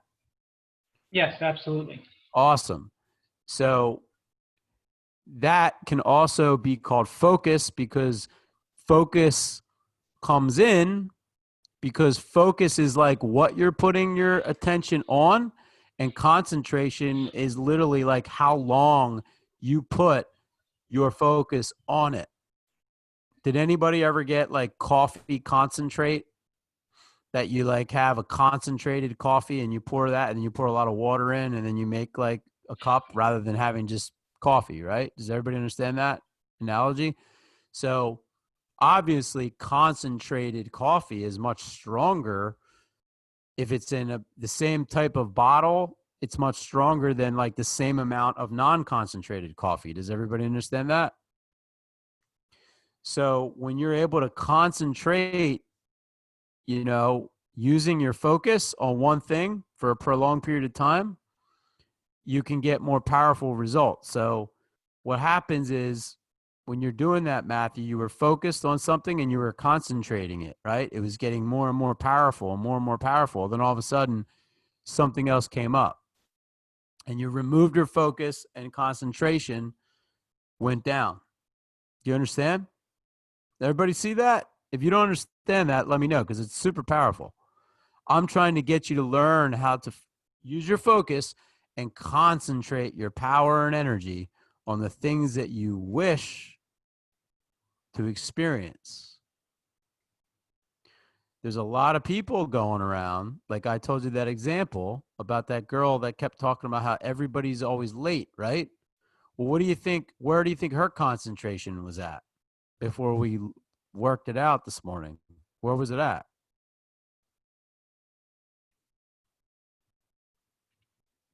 It was on other people being late, not herself. It was focused on other people. Yep. And that's where she concentrated her energy around, like lateness, tardiness, right? Of other people. Everybody get that? Now you can use this for anything you want. You can concentrate on your success or you can concentrate on your failure. Well, the reality on that one is your success helps everybody and your failure helps no one. Listen to it again. Your success helps everyone and your failure helps no one. So that's why people that are successful get movie roles, because every time they appear, they're always helping everybody. Do you get that? And failures aren't going to get the roles because they don't help anybody. They're too focused on like, you know, what they want, or like, you know, doing the wrong thing, and that, you know, so it's like, it's not worth having them around because they're not helping anybody. Now you can feel bad for failures. I choose not to, though. I choose to send them expectation of excellence, right? If I see somebody, I don't feel bad or pity them. I just send them like an expectation, like, you know what? You're going to turn it around. You can do it. You can do it. That's what I like to send people like that, right? And same thing with people that are sick. I don't send them like, oh, you're sick. Oh my God, that sucks. It's too bad. That's not what they need. I just send them energy of health. I'm like, don't worry. You're going to get healthy. You're healthy. You're going to figure out how to get yourself healthy. You're going to take control of it. I know you are. Do you get what I'm saying? You don't even have to say it out loud. Just say it to yourself. Much more powerful way to exchange energy with everybody around you, you know? All right. Does everybody understand concentration and focus, how they kind of work? You use your focus to concentrate. And the longer you focus on something, the more concentrated the power becomes, right? Does everybody understand that? That quantum physics stuff that we're talking about without me telling you that we're talking about quantum physics? but this will be like the thing that you can always just keep getting stuff to happen the way you want it to happen. And then you get, when someone's like, how the hell do you keep doing all that? Then that's, I wouldn't start explaining it to people, to be honest with you, because if they're not in this situation in a class, then they're not really ready for it. You know what I mean? They're just looking for a quick fix sometimes.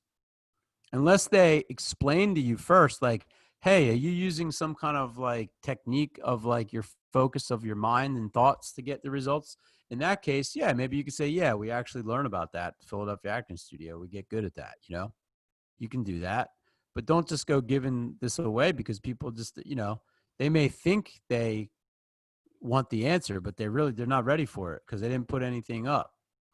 You got to put up. You guys bucked up your money, your time, your attention. You see what I mean? That's why you get it. Imagination. Imagination is very important for actors because, like your imagination is like you can imagine things, and it gives you inspiration a lot of times. Somebody use their imagination that hasn't gone yet. So who wants to use their imagination?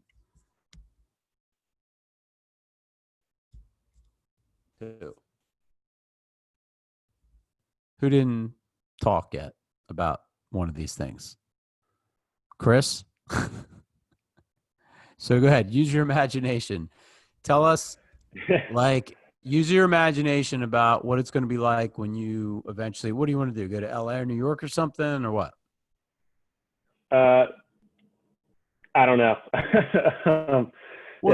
Don't know. Don't even decide on a geographic location. Just decide where you want to be emotionally and use your imagination with that. You see what I mean? Don't make it hard on yourself. Make it easy. Just be like, I don't know details yet, but I do know that I want to be able to work like this. I want to be around, you know what I mean? This stuff will start coming to you, right? Because this will be you working on using your imagination. Go ahead. All right. So I don't know where exactly the location will be, but I'll be working with people who are, I guess we're all kind of in the same mentality. We're going towards a common goal, I guess, right? And, we're going to be kind of, collaborative team environment. And we're going to come up with, a project that inspires people and stuff. And I don't know. I'm going to be, I won't waste time, and I won't have shit in my house that I don't need. So how about that? That's all I got. Shit in the house that you don't need. Like what? Like, I just kind of look around my room a lot, and I'm just like, there's a lot of shit in here that I don't use, So it's like my imaginary future is like a lot of less of that shit. Yeah, you're gonna be like, what's his name? Rick Rubin from Def Jam. He's got like his new joint in Malibu. It's just like really simplistic, It's just like this. It's a studio. There's like nothing in there except like something to sit on, It's like, the Asian culture is like that too. They have like less is more, less things to distract the mind, right? So that's cool. Yeah. So, all right, does everybody understand? Chris just used his imagination to create like a future for himself that he wishes to experience, where he's acting, but he's also like, this new Chris is in this like more kind of feng shui environment. Does everybody see that? And it feels better than the environment that he's in right now. And he's using his imagination to create it. So freely use your imagination, and you can go as far as you want to go. The more you do it, it actually has a lot to do with too, with when I was talking to you all in that Instagram post about thematic coding, like how you tell your story the way you want your story to go. So use your imagination, because the more you use it, the cooler things that you can think about. Do you ever notice how like a chef that has a wild imagination can create like culinary delights that are like much better than like the average chef? Because they're allowing their imagination to just kind of flow and experiment. Yeah. That's what this is. It's like, as the actor, well, I don't even, script analysis. Well, guess what? Use your imagination more, and you can start to like create new ways that you can analyze the script. that like the next actor will never think of. And then when you go into audition, the people will be like, wow, we haven't seen anything close to that. That's an interesting. They're going to think you're smart. Yep. Cool. makes All sense. right. Good work, man. Good work. So good work. All right. Focus. I covered focus, sense, memory, and emotional recall.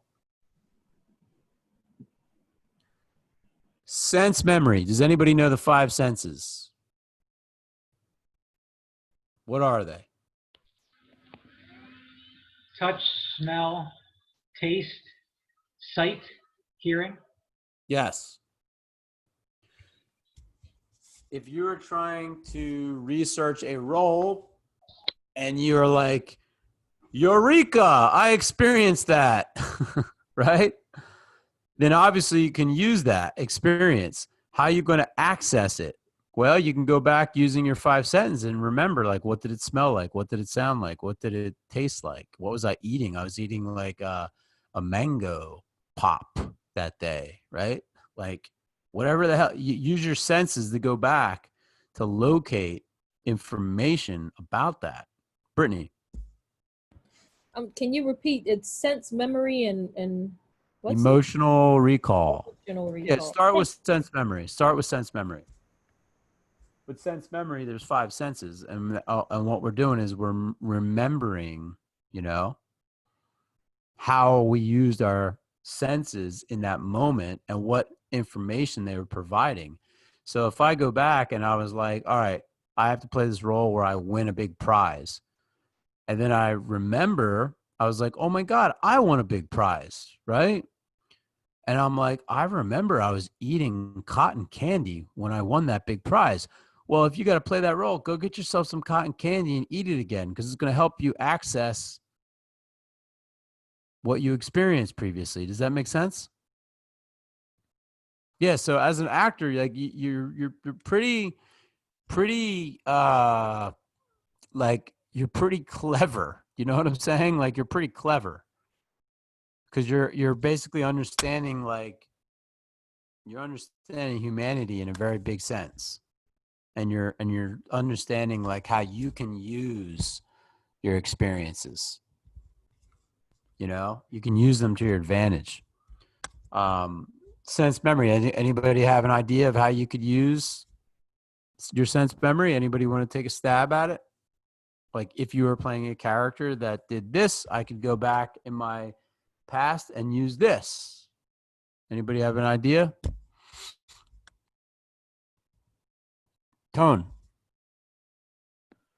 Yeah, I've actually been trying to use it with my monologue, because as he speaks about and recalls LA, I spent a fair amount of time as a young adult in Italy living there, and it's still a place that I can envision almost perfectly, and it has a sense of home to me. So I can think about, again, sights, sounds, smells, you know, and try to like place myself there, because I have an emotional connection to it, to try to get myself to the place where Tom is when he's speaking about LA in the monologue. So Good. Okay. And what do you find? Like what else? Like employ as many senses as you can. well, there's a particular spot, there's a park that overlooks a particular palazzo there that I can still see, and I can see the skyline, because it sits in the park there. You can smell the trees and the grass, which you don't get everywhere in Rome. Good. And you can hear, actually, of all things, there's a guy who consistently does a Michael Jackson tribute in the palazzo there. What's his name? So he has like this mix that he does of various Michael songs all kind of mashed together. And so you could always hear that in the afternoons if you sat there. Good. And then touch, you know, again, the park that overlooks that palazzo, there's a very large marble, I'll call it a railing, but it's big enough for like me to sit on comfortably. But that has a very distinct coolness to it, even on warmer days. So when you're sitting there, you know, that feeling as well. So those just kind of specific moments. You can smell the street vendors that sit kind of on the outskirts of that palazzo because there's a lot of tourist traffic there because it heads downtown. Yeah, so just kind of trying to pinpoint those things and recognize, I guess, how it makes me feel, and like the warmth, the positivity, the nostalgia. I guess there's a slight sadness. I mean, I was very blessed and lucky to be able to spend so much time there, you know, but when you think about it, you miss it, so you want to be back there. So there's definitely like a hint of sadness that kind of sits underneath all of the happiness that's right there. So, yeah. Okay, good. So see how it brings back like some ideas there for him by going back and employing those sense memory techniques. It gets you more. It gives you more. You know, it gives you more substance to bring to the table. All right. Anything that you can do. It doesn't mean that this is always going to work. It's just one more thing and responsibility, like that you can check off that helps you, right? That helps you to get to where you need to be truthful, to be able to make decisions, to show up. Because it can't be just you showing up, right? It can't just be like you, and then all of a sudden, like, you know, you do your character. I mean, you got to actually like really prepare, right? You got to find some stuff, have an idea, you know, create a character. All right. Okay, good. Emotional recall. Who wants to take a stab at emotional recall and what that might be like? Go ahead, Brittany Gallman. Could that be, I guess, tied to memories in a sense where you have certain memories that bring about certain emotions, some that make you really happy, some that make you really sad?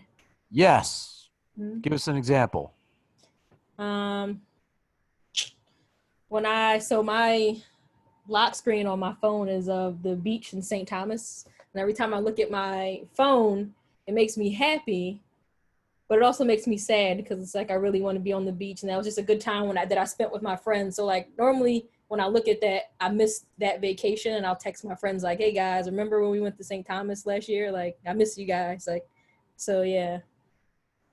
So do you think it brings like do you think it brings both emotions up so you could use both if you needed it? Okay, great. So what if you needed some kind of feeling in a movie role that you just kind of like had something that was great, but you lost it and you miss it? You think you could use it for that? I could. All right. So how are you going to do that?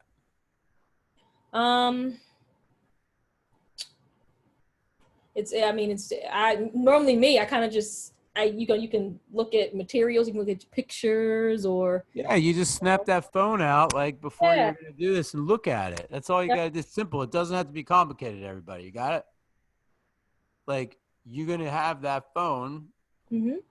And when you're preparing, because a lot of times on movie sets, there's time in between that you get to prepare again. So you prepare for the day, but you don't just show up and it all starts, right? You go and then they're setting stuff up and then they make sure your hair is right and your eyebrows are combed appropriately, right? And they make sure that, you know, you get something to eat so that you're happy because, you know, a fed human is much happier than a hungry human. Everybody knows that, right? Right?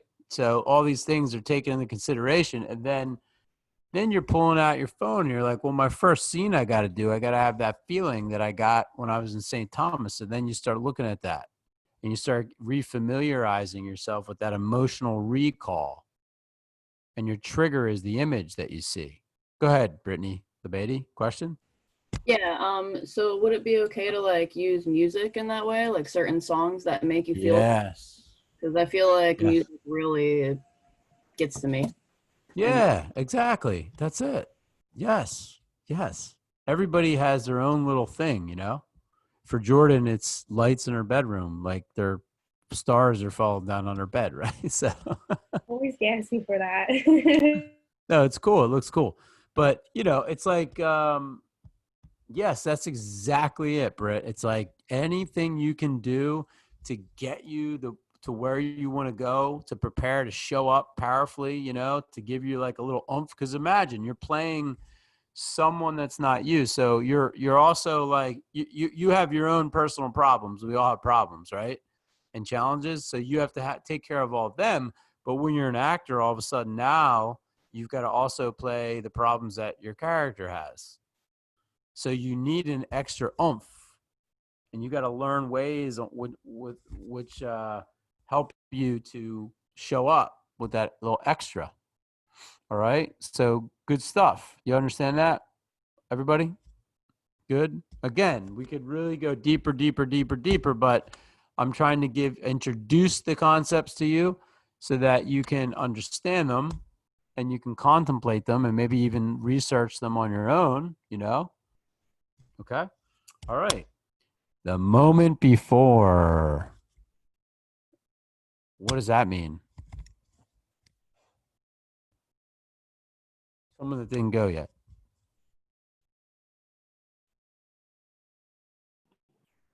Maybe is it like your like mindset like before something happens? So like your predisposition like when something hits you? Yeah, so really it's break it down pretty simple again. It's like before, okay, your monologue, Chris, like what's your first line in your monologue? Now before I start, there's just a couple of things you need to remember. Got it. So why is your character saying, now before I start, there's a couple of things that I need you to remember? Why is he saying that? I guess he could be building anticipation for like when he actually does start it. I don't know. I guess he's trying to set the tone for what he's about to say. Good. So he's doing a statement that will set the tone. Now, what happened to your character right before he got to where he is when he starts to set the tone with that language that you just said? Where was he? He was kind of in like a group of people. I think it was I guess I'm not totally sure, so I guess it's my fault. But he's in some kind of crowd of people, and I think he had just kind of like assembled the group by like kind of calling attention to himself somehow, right? So he kind of just formed this group to listen to him. There you go. So is he in the middle of the group when he starts talking? I kind of imagine him being kind of like in front, so it's like him, and then there's like kind of like a semicircle maybe. Good. So where was he right before he got in front of him to start talking? He was kind of, I guess he was more like intermixed in like a larger group, right? Yeah, there you go. Yeah, so right before you start your monologue, you got to use your imagination, and you have to be inside that group, and then all of a sudden you do whatever you're supposed to do to get that group to the point where now you're in front of the group, and you start talking. Do you understand? Now, that way, when we're watching you, you're bringing us into your scene rather than just starting it from a cold start and expecting us to, like, understand what the hell is happening, right? Yeah. So you got to really put your mind into it and be like, all right, the moment before, and really understand that, and then be silent before you speak and live in the moment before in your mind and your body, and then start speaking with your first statement. Does that make sense? Yeah, that does. Does everybody see that? It's called the moment before. It's like, you want to warm us up a little bit. You don't want to just like, nobody likes when all of a sudden it's just like, do you ever enjoy getting woken out of bed? Like after you're sound asleep and somebody comes and starts shaking you and wakes you out of bed. Does anybody enjoy that? Yeah, it's not fun, right? My dad used to come in and be like, what the hell did he used to do? He used to be like, it was so cliche and dorky. Up and at him, up and at him, up and at him. Come on, up and at him. Like he would be like screaming up and down the hallways, and I'm just like, what the hell, dude? What are you talking about? Now, my best buddy who has, several young boys, I was just hanging out with them the other night. The sons were telling me like, God, he comes in and he just has a conversation with us as if like we're already wide awake. He just walks into the room and he's like, rah, rah, rah, and starts talking as if we're already like, as if we've been in a conversation. It's the most weirdest, insane thing. And I'm just like, yeah, there's no moment before. He's not giving them any moment before. He's not like, hey, knocking on the door like, yup, he's not even giving them one instant. And you see what I'm saying? You see what that's doing? They're like, God, it's so weird. He just walks in and he's like in the middle of a conversation. That's how he is. I mean, he's on, if there was 1 to 10, he's on like 50 at all times. I've never seen him not be on like high cylinder at all. I don't know many people like him, but do you understand? Like there's no moment before. It's kind of abrupt. So you don't want to do that to your audience. You want to give them like a little bit of a moment before. And the way that you give that is you think about it. You use your imagination. You let it affect you. You know, if it's cold out, then your moment before is like, and then you deliver, you know, then you start, right? And then everybody, it makes sense. You're like, okay, it's a cold environment. If it's hot, you know, your moment before is like, oh. Do you see what I'm saying? It's like I get the moment before there. It helps inform me, like, where is this person coming from? It helps warm me up a little bit. And obviously it helps warm you up, the actor, okay? All right, good one there, Chris. Way to go. All right, 9 o'clock. Questions so far. Where are we at? Where are we at, everybody? And if there's something, too, by the way, that you need me to go into, now is the time to say, Bernard, here we are. I need help on this, or I need help on that. Like, what the hell does this mean? What's that mean? Where is it all? What does it all mean? The humanities. Like, you see what I mean? Like, help coach the coach a little bit right now. I want to give you that space. It's important. Go ahead, David. Go ahead. I hope that my question is not too confusing. But there was, I think it was the point where you said, I wrote down, remember you are playing someone who is not you. Yeah. The question I have on that is, I guess sometimes when I look at roles or characters, I try to put my personal self into that character so that I can kind of relate. But you're saying that when you're playing someone who's not you, you have to, I guess, not do that, or can you still sort of do that to a point? You know what I mean? Or not? It all depends. If you're playing what sport? Did you ever play any sports? Yeah, I was a three-letter athlete. Well, what was your sport that you excelled in most? Baseball and basketball. All right, so say you're playing a role, David, where your character that you're playing is a very good at baseball. He's a baseball player. Well, are we going to bring your experience, David, your experience of being a baseball player into the character? Yeah. Yeah, because it serves the character. Right. So Tom Hanks said one time, it was beautiful. It was like on the front cover of SAG website, which they took it down, but you know, things are constantly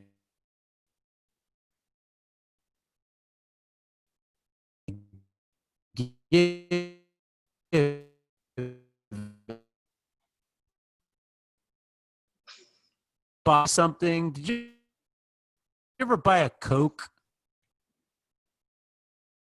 Coke.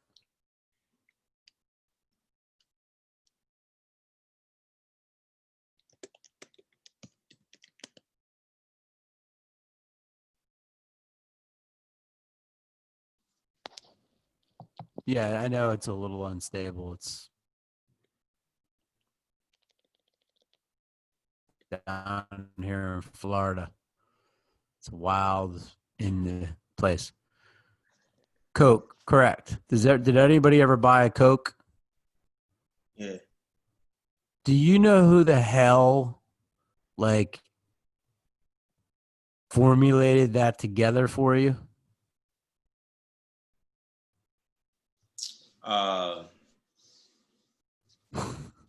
The Coca-Cola company, and the people doing the Coca-Cola fairy, right? The Coca-Cola Meister, right? So it's like, you know, when you ask me the question you just asked me, it's like, well, like, what is the question you just asked me? Just remind us, because we froze up and everything, just to pull us back. I mean, like if you're playing, I guess how much, the question is this, how much of yourself do you need to put into a character if you're playing someone completely opposite of yourself? If There that you makes go. sense. Right. So the Coke analogy is like, you don't know who made your Coke, but you buy it and drink it and you're like, oh, the Coke's delicious. Right. But you Right. as an actor, like if somebody goes to see you act, they know it's you because they can see you. But you don't want them to watch you and think of you, do you? No, not necessarily, no. You want them to No. think of what when they watch you? The character that you're supposed to be portraying. There you go. So that's what I mean by saying, like, you know, you're not bringing you, you're actually giving you up. Oh, okay. You're serving it, serving the story, serving Okay. your character. Gotcha. Right. And a lot of actors, yeah, I mean, they're just like, they're at a loss because they're like, well, here I am. I'm so talented. Well, the reason why the person's so talented is because they're actually able to give themselves up so that when people watch them, they believe the story. And they literally like forget who they're looking at. If you're a really good actor, people forget who they're looking at and they believe the story. That's why you can see a really good actor appear in different movies, right? And you end up liking the movie. And then at some point you're like, wow, like this actor is so amazing because they can play so many different roles, right? Because that actor is really good at giving themselves up. It's not all about them, you know? They realize like I'm the more that I know about the character I'm playing, the more that I can disappear. And then if you find out a whole bunch about the actor, sometimes you find out a lot about an actor and then you don't like them anymore. Did that ever happen? You find out that they're like I don't know, like, you know, they're abuser or they're mean or they're whatever, right? Or they believe in Satan and you're like, I don't really like this person anymore, right? Does that, you know what I'm talking about, everybody? Yeah. So that's why, like, if you're a really good actor, like, give yourself up, like, live your life the way you are. I mean, look, I would say be a cool person. You know what I mean? That way, when people find out, because they will, if you're an actor, that's good. Eventually, somebody's going to start probing into your life, you know, some more than others. You can make it be so that you never get, like Daniel Day-Lewis. How much do you really know about his personal life? Very little, right? But if, you know, you could know if you wanted to know. But he's not indulging that side of Hollywood because, and I think that's what makes him who he is. He's very pure. He's very like, he's just about the craft. You know what I mean? He's not about like the weird shit that goes on in Hollywood. He's about the craft of acting. He's a craftsman. He's like a complete blue collar actor when it comes down to it. He's not a Brad Pitt. But who do you think has a better command of the craft of acting? That, I mean, you know, that Brad Pitt gets paid probably 50 times more, honestly. But very few actors, I think basically no actor has won as many Oscars as Daniel Day-Lewis. So we can say like he might be one of the best actors that's ever lived, right? Do you see how that there's so many dimensions? Does everybody understand that? Yeah. You can be, if you want it to be all about you, David, you can do that if you want. That would be called personality. You would be a personality, right? Where you would literally it would be all about David. Like, here's David.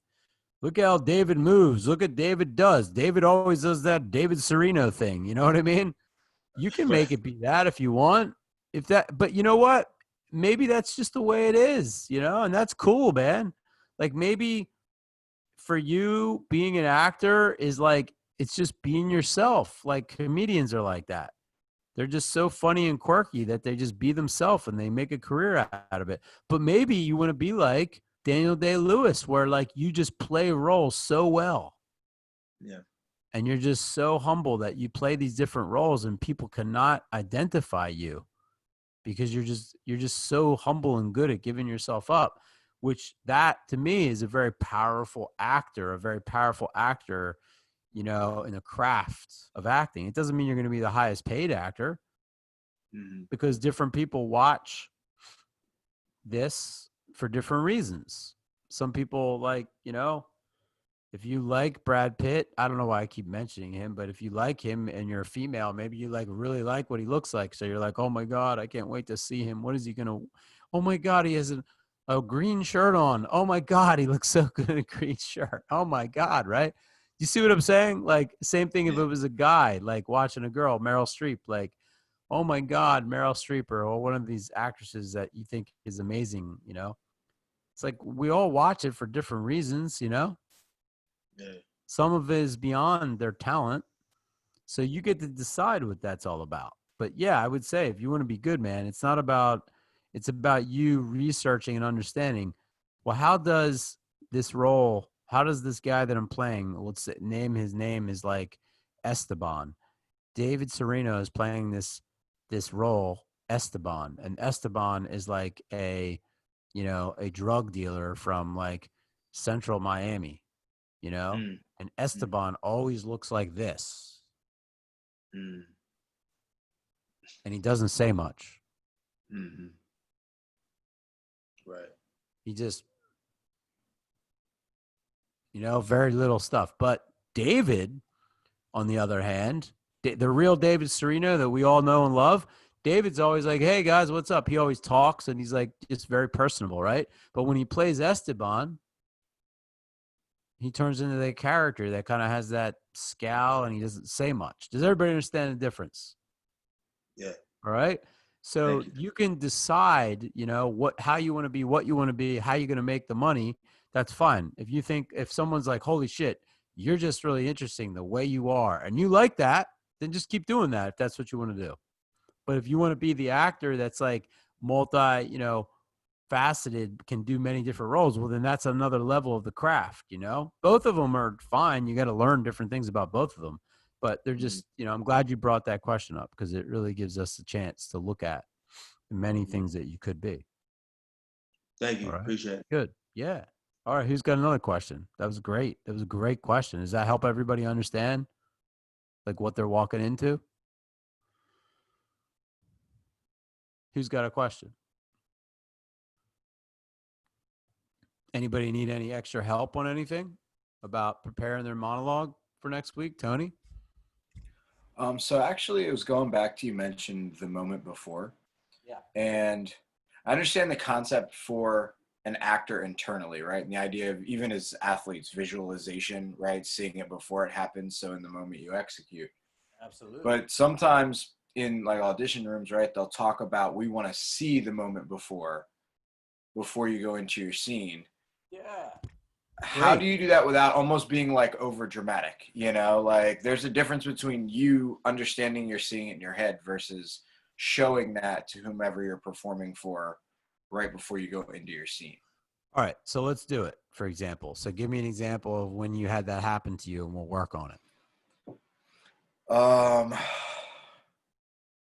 That I've had it happen to me before.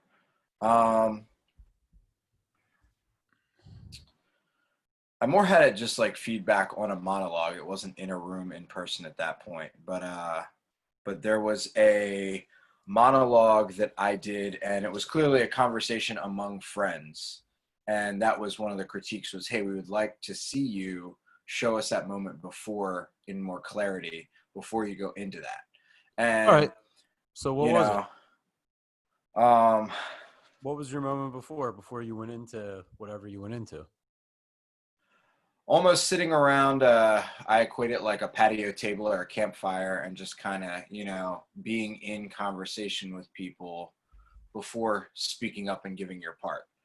There you go. So do that right now. Be in conversation with people. In order to be in conversation with people, you're going to have to see them there, right?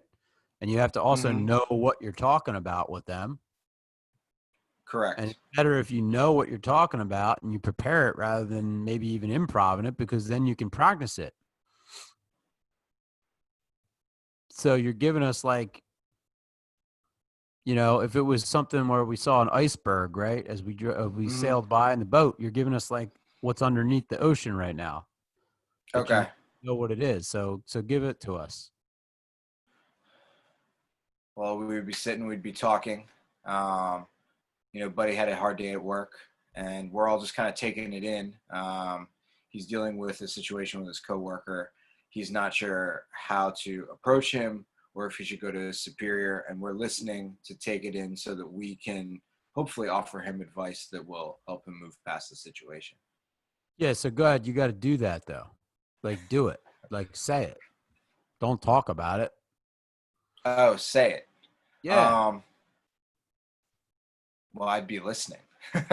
I'm listening to him to then respond. Okay, that's called active listening. So Yeah. let's see you actively listen to people talking like that. That's what these people are asking you to do, to show them. So go ahead.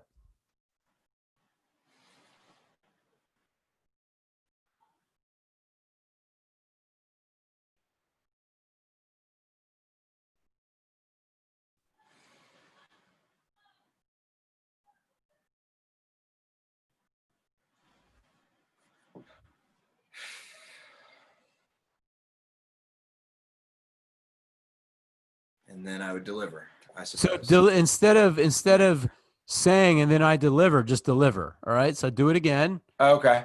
because what you just did now is I you thought you were asking me to practiced- recall the monologue, and I couldn't recall the monologue. That's fine. That's fine. But what you just did right now was like you kind of like you broke it. You know what I mean? You broke Yeah. it to talk to us. So do what you just did, which is great. We could all understand. We could all see, oh, it looks like he's listening to something and he's thinking about what he's going to say. Okay. But then say it so that we can be brought into your monologue. Go ahead. Mm-hmm. Okay.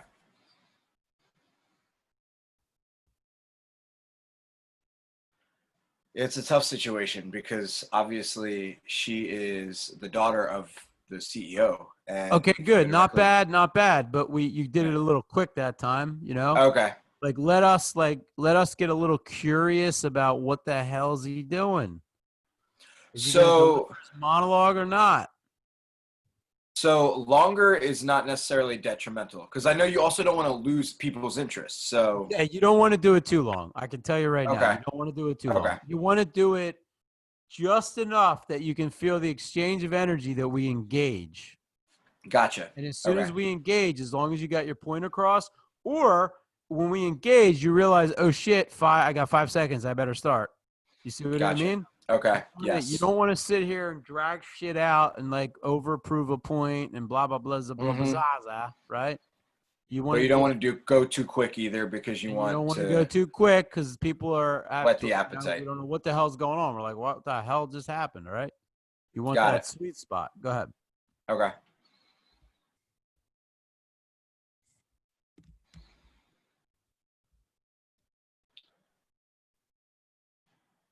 That's tough.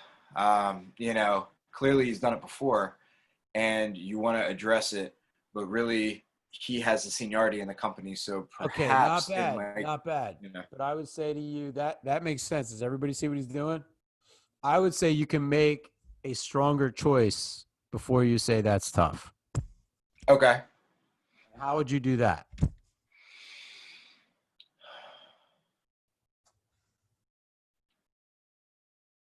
Perhaps show that I've come to a definite conclusion about how I would approach the situation before directing that to my friend that's sitting across from me. Well, just be like, think about what's tough. Like if something's tough, like how does your body act? If something's tough and you're like, that's tough, right? How does your body act?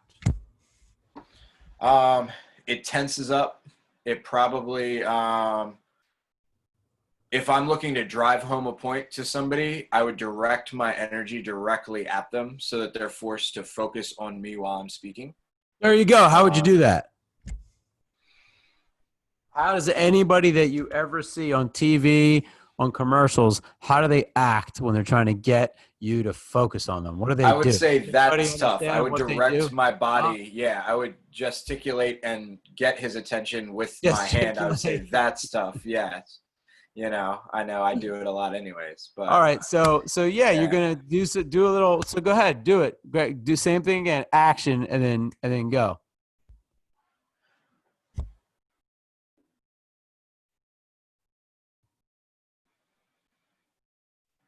that's tough. If you go and All right, talk a little better, but directly- like really ramp it up. Like I would rather Okay. you overdo it over gesticulate, right? Whatever that word is. I would rather you overdo that than underdo it, because if you overdo it, we're fine. If you underdo it, we got to keep kind of, come on, do it more, Yeah. until we Got get it. what's just right. Okay, go ahead.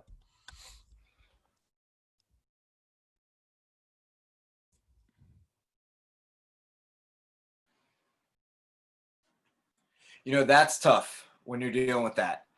Okay, a little bit better, a little bit Okay. better, a little bit better. But here, just because we're running out of time, it's like you're listening, you're like, that is tough. You see what I'm doing?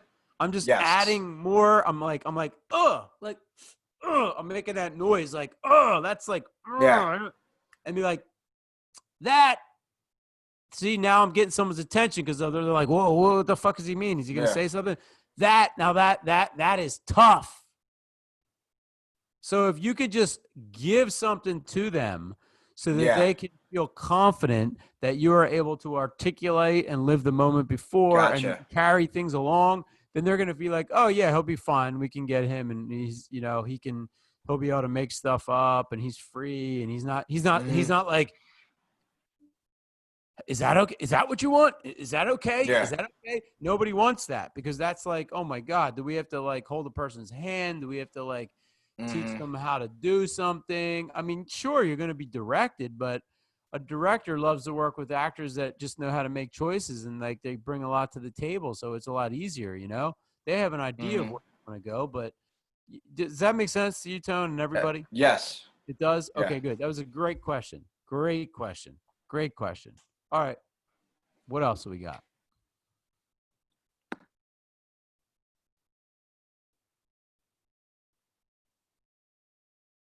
Brittany Gallman.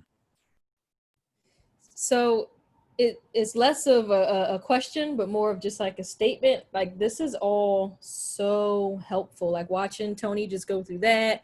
Like, I have my monologue sitting here, so like I've added like a lot of little notes to it, and because it's when I watch the scene, like the character, she's very manic. She's pacing back and forth. Like, her room's a mess. It's very dark, and I'm sitting down. I'm in front of a screen, right? So I'm trying to figure out how I can convey that to you guys, that she's in a manic depressive state.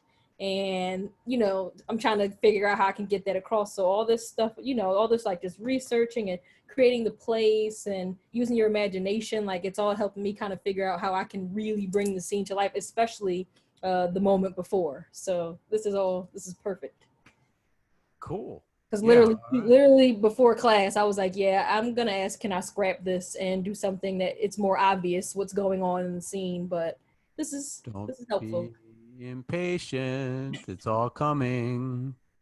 Rome wasn't built in a day. Just be patient. You once you figure out, like, I mean, we're halfway through a list, and the list, I mean, this is just a list. This is just an arbitrary list, right? It doesn't mean it's everything, but it's a good start, It's a good start. And then if you can go deep into some of these ideas and concepts and start applying them, then you're going to feel different when you act, because you're going to create something. And then it's like, you're going to feel it. You're going to feel what it's like to be the actor, right? And you're going to be like, whoa, this is like, I love this. Or maybe you're going to feel like, really, it's not what I thought it was going to be, or whatever the hell for you. I don't care. Whatever your truth is, Right. But then once you get there, I mean, I can tell you from someone that enjoys acting, once you start acting and you know how you're doing it, then it gets fun. Then you're like, all right, cool. I can't wait. I can't wait to go act. I can't wait to bring some people want to do it just because it's like a therapeutic release. It's like, some of us like to go hiking. Some of us like to play a sport. Some of us like to knit, whatever the hell you like to do, because it's a release, right? Well, some of you are going to be like, all right, I love to prepare this character because it's like, I love the feeling that I get when I can play a character, that's not me. And some people are going to like playing themselves all the time too. Like, I think that's like, stand-up comedians seem to be that personality type where they just like being their kooky self, Like Jerry Seinfeld if you hear him. Eddie Murphy if you hear him. Richard Pryor if you hear him, right? Because it's like Jim Carrey. It's Jim Carrey, right? You remember Sam Kinison? Does anybody know who Sam Kinison is? look him up. He's a really funny, interesting comedian.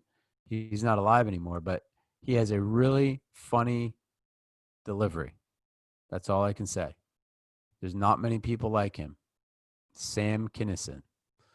And, you know it's him, but like that's, I mean, obviously he's playing a character, right? But, he is kind of like that guy, that you're going to see if you look him up. All right. So final questions, anybody, before I tell you the homework? Anybody have a final question? All right. So for your homework, look at these things that we just did. And, hopefully you took some notes on them. Think about them. How could you apply them to your character? Now that you have a little bit more of an in-depth understanding, we'll apply it. And then next week we're going to perform knowing these things. And then the week after that, we'll have everything because I'll have a chance to give everybody the other half next week. But keep up with the exercises. All right. Meaning like if you're not doing them every day, who just didn't do them every day for 7 days? Just raise your hand. Be honest. You guys are awesome. The other class of people are, this is a management team, so they're different, but they're like, I'm telling them, I'm like, you guys, I'm like, it's pitiful. The actors just do this stuff. And you guys, it's like, why is it so hard for you to do this every day? So I'm really proud of you that you guys can do it because you're obviously seeing the difference, right? Imagine like who you were before this class and imagine now, like you see the difference in like the way you're perceiving your world around you. how now it's just like you're never going to go back to the day. It's like it's like the Matrix almost. Like you chose the right pill when you took this class, basically. What is the right pill? The blue one or the red one? I can't remember. David, I can't hear you. What one is it? I thought it was blue. The if I'm not blue? mistaken. Okay. I think it's literally blue. should change the reserve my seat now button to like the color of that pill, I think. You know what I mean? Because it makes more sense because this it's not even like I'm not even making any of this stuff up. I just love it and I've been doing it as long as I've been acting. And it so serves your journey as the actor because a lot of people can't understand when you say I'm an actor. They can't understand like what the hell is it? There's like some mystique around it. So why don't we just keep that mystique going even further and just learn the mysteries of the universe along with that, because it's like you can get so much further. So good work, everybody. Way to show up and also like when you're sharing like what's going on, way to be vulnerable, and way to be honest about what you're experiencing with a group of people, because that's just going to make you stronger, and ultimately it's going to make you feel better because you feel like, someone knows like this aspect of me, maybe not a lot of people know like what you're dealing with at the deepest level, but also know that you can change things in your life, but you have to change things in your life, right? In order to get that. And I know you all are doing that because you all are coming here and you're saying, yes, I am doing this. And I'm actually seeing some changes. I'm actually feeling a little different. So it's working. And that's the bottom line. All right. Is it working for you? Is it all going to happen overnight? Of course not. You got to work at it little by little.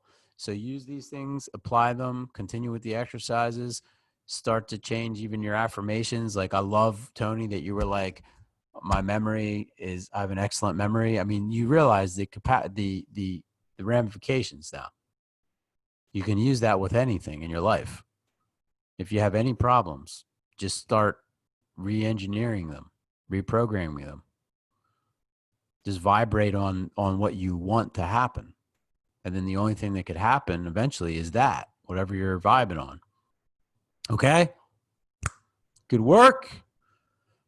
See you all on Monday if you get on Monday. If not Monday, see you Thursday. Have an enjoyable weekend. All right. Good night, everybody. Thank you. You're welcome. Thank you. Thanks, Bernard.